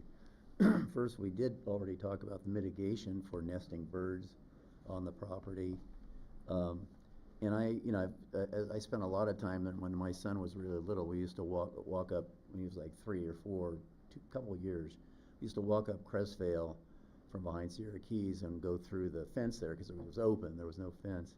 And we spent a lot of time up on that field. We spent a lot of time under that tree, you know, looking out over the valley, and we saw hawks, and I think he saw his first coyote there, his first snake up there, all kinds of things. And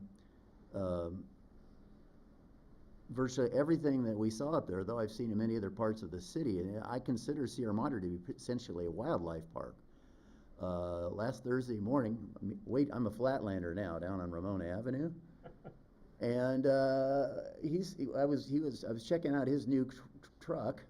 He came over to visit, and I look over my shoulder, and there is a bear on Ramona Avenue, broad daylight.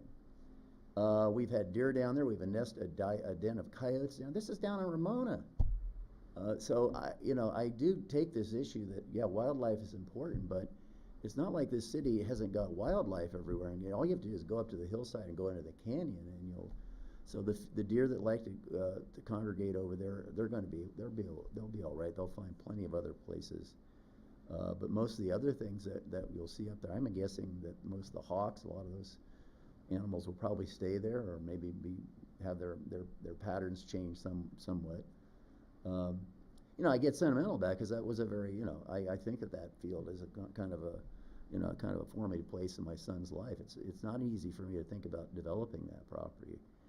Of course, I haven't met anybody in Sierra Madre that it is easy for. I mean, I really haven't met anybody that, oh gosh, yes, let's put something on that land. But yeah, the wildlife issue to me is, I guess, the least of the issues. I mean, the trees, I think, are even a bigger issue for me. Because I know that when we take out those mature trees, it's going to take years to grow back the trees. Even with 36-inch boxes, it's going to take years to grow back trees to get to that level. I'm comforted by the idea that you have a significant amount of shrubbery and a greenery that I think will help compensate for that. But no, there's clearly, there'll be a while before we'll have that same kind of canopy there. So there's a trade-off with me on the trees. But I'm in concurrence with you all. I feel like those trade-offs are worthwhile. I totally agree with your sentiment that, if we all had our druthers, that would remain, the meadow that it is now. I think the only thing I've heard in public comment over this long process that made me pause a little bit on that note was, I think, someone said, I feel so lucky to live here. Wouldn't it be great if 42 families had that luck too? And there's something about that resonates with me as well. Is like, it is true. This is an amazing place to live. This is why we are on the council, because we love this place. And the idea about sharing it, to 42 new families brings a little tear, because, I tend to be a little sentimental about that. But, I really, that resonated with me. And again, it's sort of a trade-off, right? Like, yes, it would be nice to have our meadow, and I don't go back as far as Fiesta, and I'm sure people in this town have amazing memories of that property. But, I do like the idea of providing opportunities for new families to enjoy what we've all loved, some of us for a short time, and a lot of people for a long time. Yeah, if we think about incentives, and if we're thinking about those that reside and work up at the retreat center, they want it quiet up there. So probably option one would be to, if they could, keep it empty, right? But things come up and we need to pay our bills.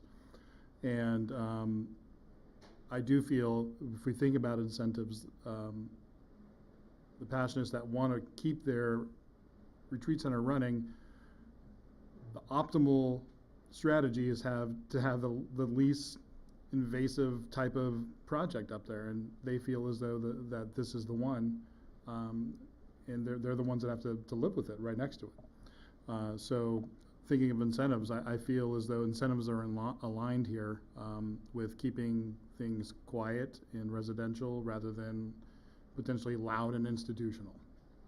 Right.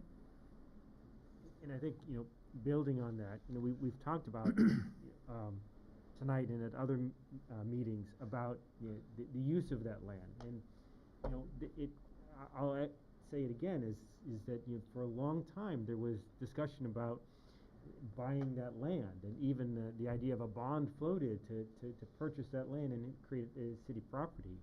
And it just, we had to make those choices. We had to make those choices about the infrastructure, our water system. We're so fortunate. We're a full service city. When we went to the Cal Cities convention, and we tell people where we're from, and we say how big it is, they say, "Oh, you're a contract city." I'm like, no, we're a full service city. And so that comes with some trade-offs and some discussion. And boy, are we fortunate. I mean, we've been able to have establish and scale up our police department, our fire department.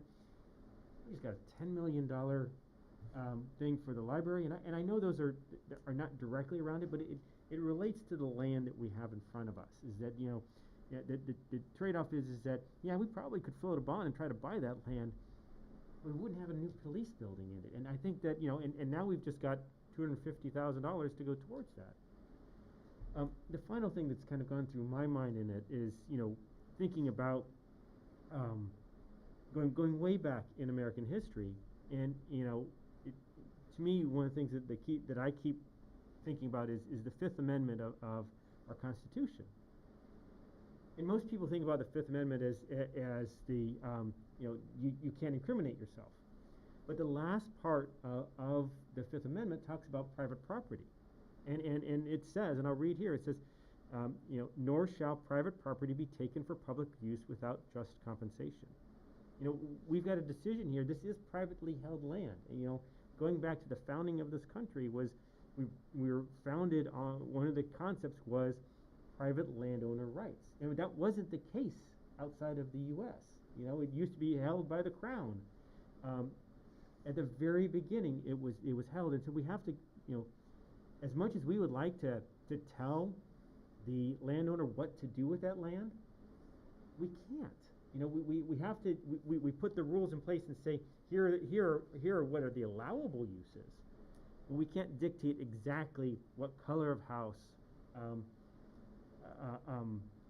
We can't dictate, we can only dictate so much of what's there. And I think that's, an important thing in my mind is that, we've been able to make, again, as Mayor Pro Tem said, the best use of that land that's compatible with the uses both to the south of it and to the north of it.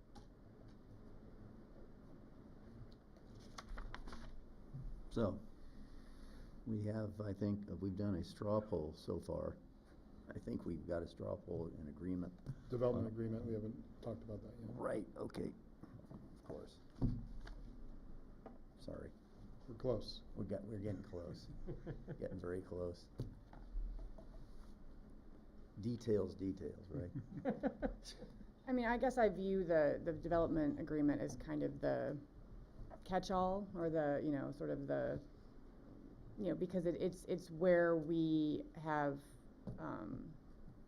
where we're going to implement, the various concessions and negotiation points that we've made over the time. I mean, I think, it's worth reminding folks that, under the current state law regime, we have very little, I mean, some would say no subjective design review capability. And, through this specific plan, we have created, we've had an impact, and by we, I mean mostly the Planning Commission, but, have impacted the design of these homes in this neighborhood way more than we would be able to do on any individual applicant, under the rubric of the state law. And so, again, when we're talking about trade-offs, that is, one trade-off for having a specific plan here versus, having this proceed under our general code, because we would not have, the level of input on an institutional project, on the design of an institutional project the way we have here. So frankly, I think, the development agreement, if you look at where it started, even at the beginning of this process, versus the version that was submitted to the Planning Commission versus what we've seen here and the changes we've made tonight, I mean, it's really an impressive job, I think, by all participants to really try to get as much value for the city, for the residents, and that's going to inure to everyone's benefit, right? I mean, it's not just, it's not just for the folks in the northwest corner that they're going to have a park, but there's lots of benefits that we've captured that are going to improve the entire all of the residents, just in terms of the support for our public safety building. Obviously the improvements in the water is going to go well beyond just that neighborhood. So we don't need to go through point by point, but I feel satisfied that we've wrung a lot of value out of this process and documented it in the development agreement. Yeah, I think this process has worked well. We have proponents and opponents of this project, and I think the opponents of this project have done a good job of being active and going to Planning Commission meetings and making their voices heard, and I need to applaud the opponents for pressuring the Planning Commission to send us a project that that's palatable, to me at least. Because through that discourse and through those changes that went through the process of the planning commission, and then finally, and ultimately the applicant for conceding a lot of things, the process is working, and it's working pretty well. So, I mean, I don't know if that adds anything to the specific plan, but it gives me confidence in the process, that when it finally comes to us, that we have something that has been vetted, considered, and potentially the best project, given this project, that it could be. I'll jump in here. My recollection, I think I saw all the planning commission meetings except one. I can't remember why I didn't see that one. But I was struck by when there was some discussion from the planning commission, and they would turn to Mr. Frankel, and they would, kind of pin him down and say, well, can you do this? Can you do that? I don't remember many times where you said you couldn't. I mean, I feel like the applicant has made a lot of concessions in this process. And that kind of struck me. I mean, that doesn't go with the, all the negative kinds of pejoratives you hear, about quote-unquote developers. I really felt like I saw a lot of give and take during those planning commission meetings. And I know we haven't had a whole lot of face-to-face in these meetings, but since you've been here, we've already had some concessions from you. So I'm not exactly sure what more we can ask for. I mean, if we're looking for, a development agreement that's perfect, I don't think we have one, but is it a lot better than I think we kind of should have expected? Yeah, I think it's probably pretty good. So I had just a clarification question to follow up on what Mayor Pro Tem said earlier about the trees. I just want to make sure that the funding for the police and the water regulations, will that be captured in the development agreement? And so if I mean, it sounds like we're leaning towards going ahead and approving it, we can approve it with that, those concepts included. Are those two questions accurate? Yes, so Councilmember, I have 3 edits on my list that need to be made to the development agreement. The first is the one raised by Councilmember Krebs regarding event of default. So we're going to strike the language that says event of and just keep default as a defined term. And that edit will be consistent throughout the document, so that's one. The second is I believe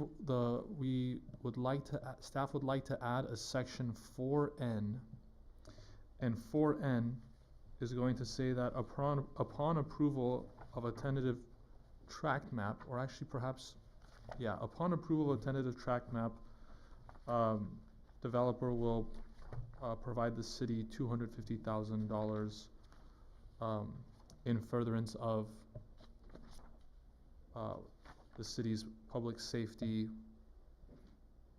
goals. Something I'll reframe the language more eloquently once I have an opportunity to put pen to paper. But yeah, if we could keep it with infrastructure, for me that's important.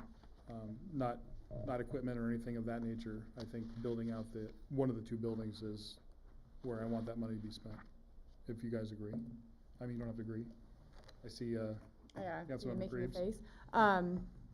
I don't know. I'm just always for flexibility, right? Especially given the timing. I mean, not that I think we're going to be super aggressive and retrofit both those buildings in 2.5-ish years, but I just worry that I would hate to have a situation where we have this money available and You've already convinced me. Okay. I'll take you. I'll stop at yes. Yeah, I agree, because we did talk about the timing, when the tentative tract map may be approved versus when we're going to start working on these buildings. And it's all going to be coming from either the general fund and or our reserves. And if this money goes to that, then it effectively pays for the infrastructure repair. Thank you.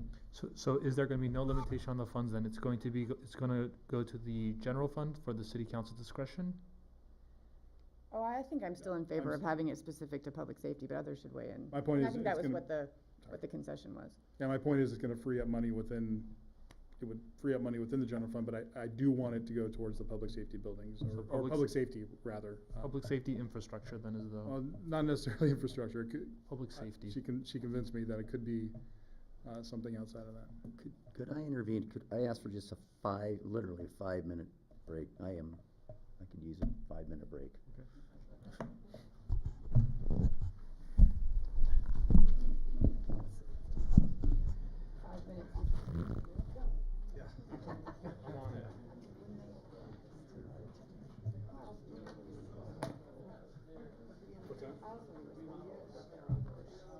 I'll be back often, probably next week. Hi, you're talking about the water. A wild thing that's come up to me that might be considered is they talk about doing. Well, we can hear. I would love it, Pat. Thank you. It's very kind. I would love to join you there. That would be lots of fun. Yeah, I think we'll be back next week. And I'll let you know.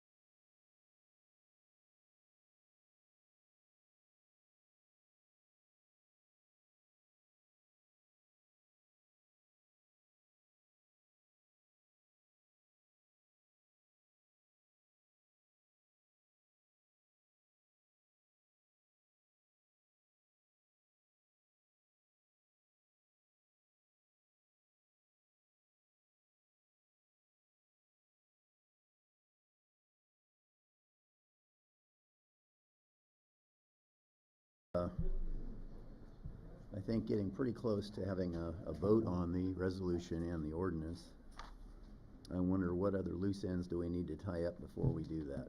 So, Mr. Mayor, I think we were going through, we took the break and I didn't think we'd addressed all three things. And we got to police and I didn't hear the water part of it, so. So the proposed edit is going to be to add a new section 4N that would read something like, upon approval of a tentative tract map pursuant to section 4AI, developer shall pay $250,000 to the city for public safety purposes. Something like that. You'll live with that? I can live with that. I'm good with that. Is that acceptable to the developer? Yes, City Attorney, the only thing I would add is tentative map and design review permit. I believe those are going to go concurrently, so we'd like to have both of those approved prior to the payment.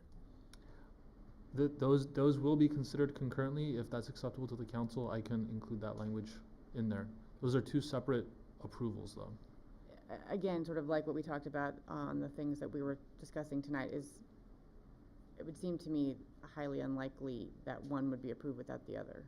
I mean, at least, perhaps procedurally it might happen in stages, but if the sentiment was to approve one, the likelihood is the sentiment would be to approve the other, because it wouldn't really make much sense to. If I could ask the planning director, is it the planning director's intention to bring both items concurrently to the planning commission? Yes, that's the plan. Excuse me. Fine with that? Yeah, I'm fine with that. Sure. Councilmember Parkhurst? Yes, We good? I'm comfortable with that. Okay, so we have consensus on that. Any other loose ends to tie up? And sorry, I apologize. Those were the only two items. I know I said three, but as I look at my list now, there were two. Was there a third one, Councilman Parkhurst? The water, the Wheelo and the Wheelo. Right. Now, how to phrase that? So potentially we could amend section 5A that talks about the freezing of the standards and have some kind of carve out for the Wheelo standards, and to say that the standards are going to apply as of the date building permits are issued. Is Management Analyst Carlson here? Maybe he can opine as to at what point in the development should the standards be considered? Perhaps it's after design review permits are issued. I think it would be upon submission of the majority of their plans for plan check. We would be asking for the Wheelo with the site plan and those type of things.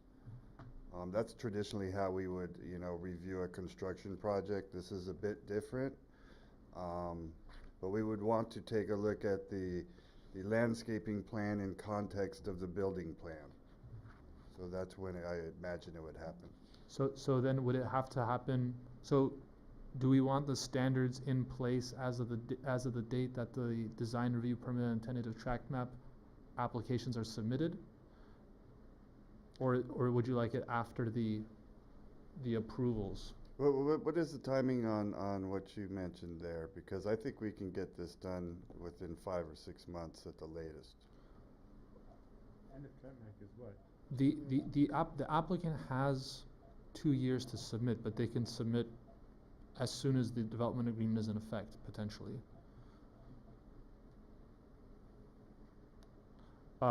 Perhaps the applicant can let us know, do they intend to submit a design review permit immediately, or is that something they're going to wait to submit? So the plans that Management Analyst Carlson mentioned typically would be our final landscape plans. So those are going to be submitted subsequent to the approval of the tentative tract map and design review permit. Typically in design, there's 2 stages. You have, it's called tentative for a reason, tentative to final. And so there'll be a conceptual landscape plan associated with the tentative tract map. That will have some calculations on it, but the final calculations are associated with the construction documents, really for that final verification. It's a different scale drawing, a lot more information. And it's typically in that final design phase when we would verify compliance with the then existing Wheelo ordinance. So, what we would suggest is prior to the issuance of a construction permit for the project, there would be a verification of compliance with the then existing WELO requirements. Is that something Management Analyst Carlson feels comfortable with, having the standards apply at that point? Yes, that sounds exactly the way I'm used to doing it right now. And so, yeah, that would work. That works for me. Yeah, and I like that as well, so. All right. So I can make that amendment to section 5A. And that doesn't necessitate a change to the specific plan? No, we can write that directly into the development agreement.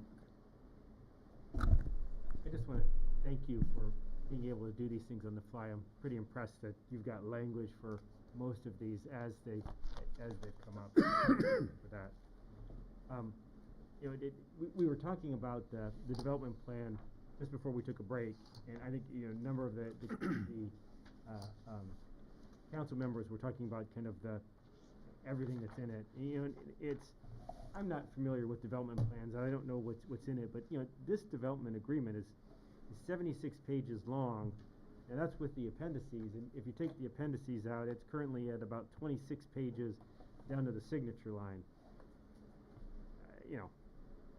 Again, I'm no expert on it, but that's a pretty detailed plan of all the things that are going to be done as a part of this project. And it's I think that a lot has been thought through, and as others have said, a lot has evolved over I don't even know what version we're on, but from the first version to where we are today. And so I think it represents a good negotiation, a good faith negotiation, in the context of the city and the community that this development's going to be. Any other thoughts on the development agreement? Hearing none. Okay. What about any final thoughts on this before we take a vote? In total.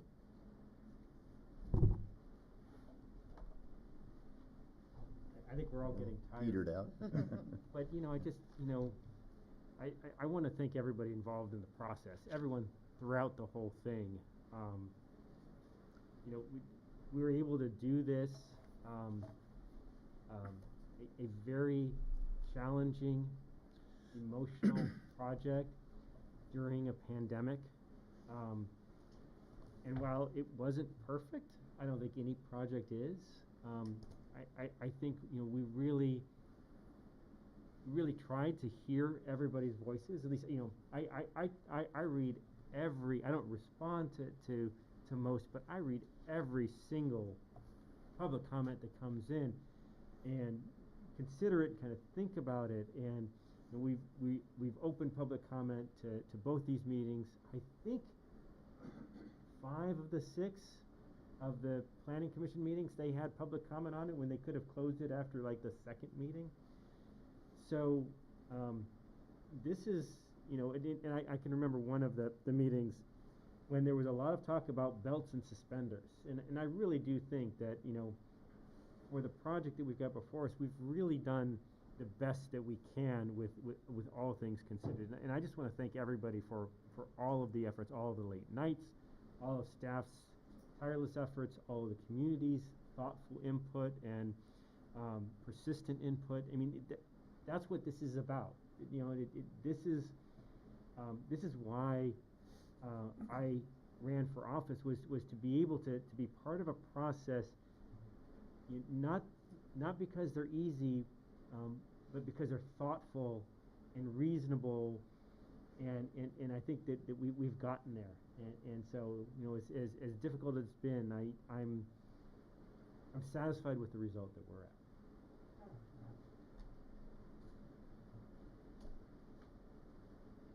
No, I think that's exactly right. I mean, I think, we hear a lot from folks who feel passionately about this project, and, as is true of many things in life, lots of folks feel passionate mostly about things that they oppose. So, we have heard a lot from them, and I think, from our perspective, there's no right answer here. It's a matter of considering what we have before us. That is the project at hand, and you know, as others have said, the city does not own this property and cannot direct the nature of the property owner's desired development here. And so we are looking at the proposal in front of us, and again, I don't think there's a right answer. There's only the answer you can get to when you have gone through the process like Councilmember Parkhurst described, and trust that at every level people are acting you know, with the best interest of the city, with the best interest of its residents, and just doing the diligence and doing the work. And I have seen that happen at every level. And obviously things have gotten heated in the public discourse, and I just have to say publicly, I have never seen any evidence of anybody giving undue consideration to any benefit or personal, you know, the idea that there is, you know, untoward influence or payoffs or backroom deals, all of those things. I have to say for myself, I have seen no evidence of that at the staff level, at the public or the planning commission level, and certainly not among my colleagues here in the council. So I just want to put that out publicly, because there's been lots of accusations leveled at us, and I just want to say that nothing in my experience supports that. So anyway, that being said, I think that we have, you know, come to the best answer that we can come to based on diligent work and diligent outreach. And you know, I appreciate all of the work that's gone into this, you know, both from my colleagues as well as the city, and again, all of the folks who have taken a lot of time out of their lives to be involved in this process. It's difficult to add much more to what the previous two council members stated, and you know, through this process tonight, I mentioned some of those things. You know, if this gets approved, you know, 2 or 3 years from now, there's going to be trucks rolling, and you know, people are going to be upset with us in the northwest corner. But you know, at the end of the day, there was going to be construction up there anyway. That's been said. It would be institutional. So let's keep that in mind. But yeah, the process worked. You know, the planning commission did an amazing job. The planning department, staff up and down, public safety, everybody, city management. It's worked to the best way it could. We took public input. You know, these two last meetings are the first time that the public's hearing from us regarding a lot of this stuff. We did have the joint meeting with the planning commission, but as we're thinking about what has been in front of us, really it's these last two meetings. To Councilmember Creeb's point, we've been silent on this. We haven't had action. We haven't had anything in front of us until last week.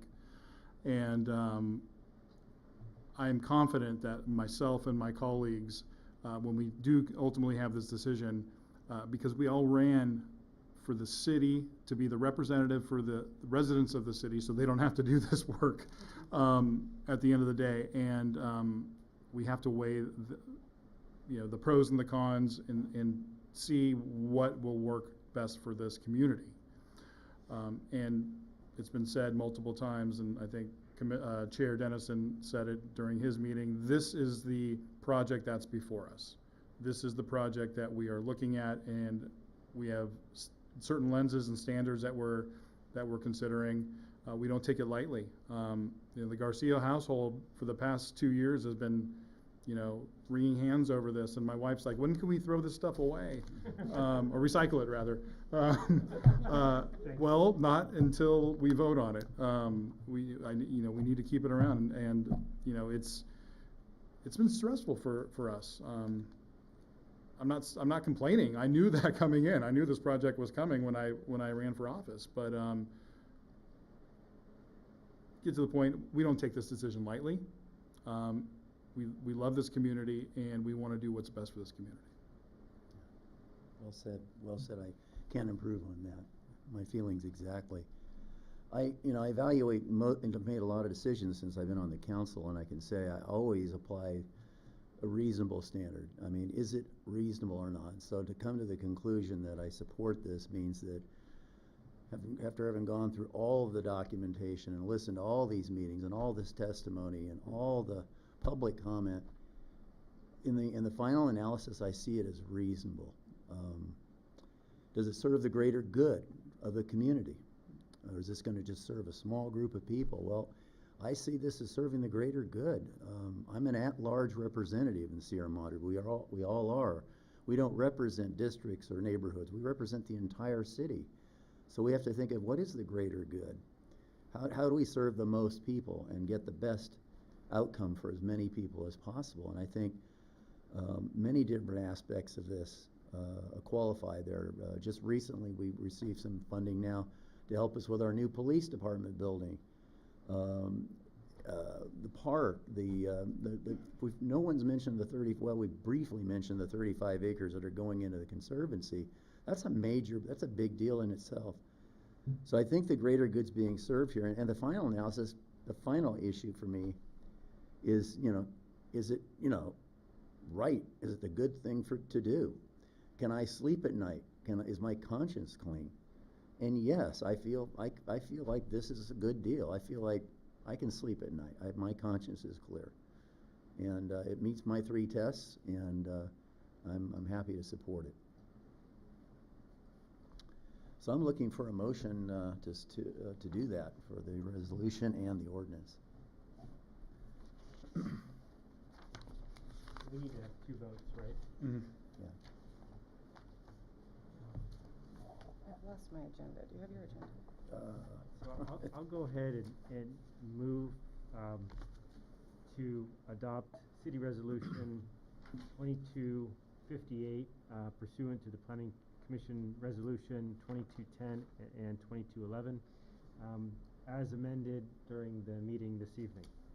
Is there a second? Second. All in favor, please say aye. Aye. Aye. Opposed? Motion carries. I'm not sure exactly how to phrase this, but I move to I don't know if that's the right verb, first reading. To introduce for first reading. Pretty close. To introduce for first reading, City Council Ordinance 1461, recommending approval of a zoning change and zoning map amendment, approval of a specific plan, and approval of a development agreement for the Meadows at Bailey Canyon specific plan project. Okay, we have a motion. Is there a second? Can we say as amended? Oh, sorry, yes, as amended through the discussion tonight. I second that motion. Okay, we have a motion. It's been seconded. All in favor, please say aye. Aye. Opposed? Both motions carry unanimously. I think that concludes our business for this evening. Is there a motion for adjournment?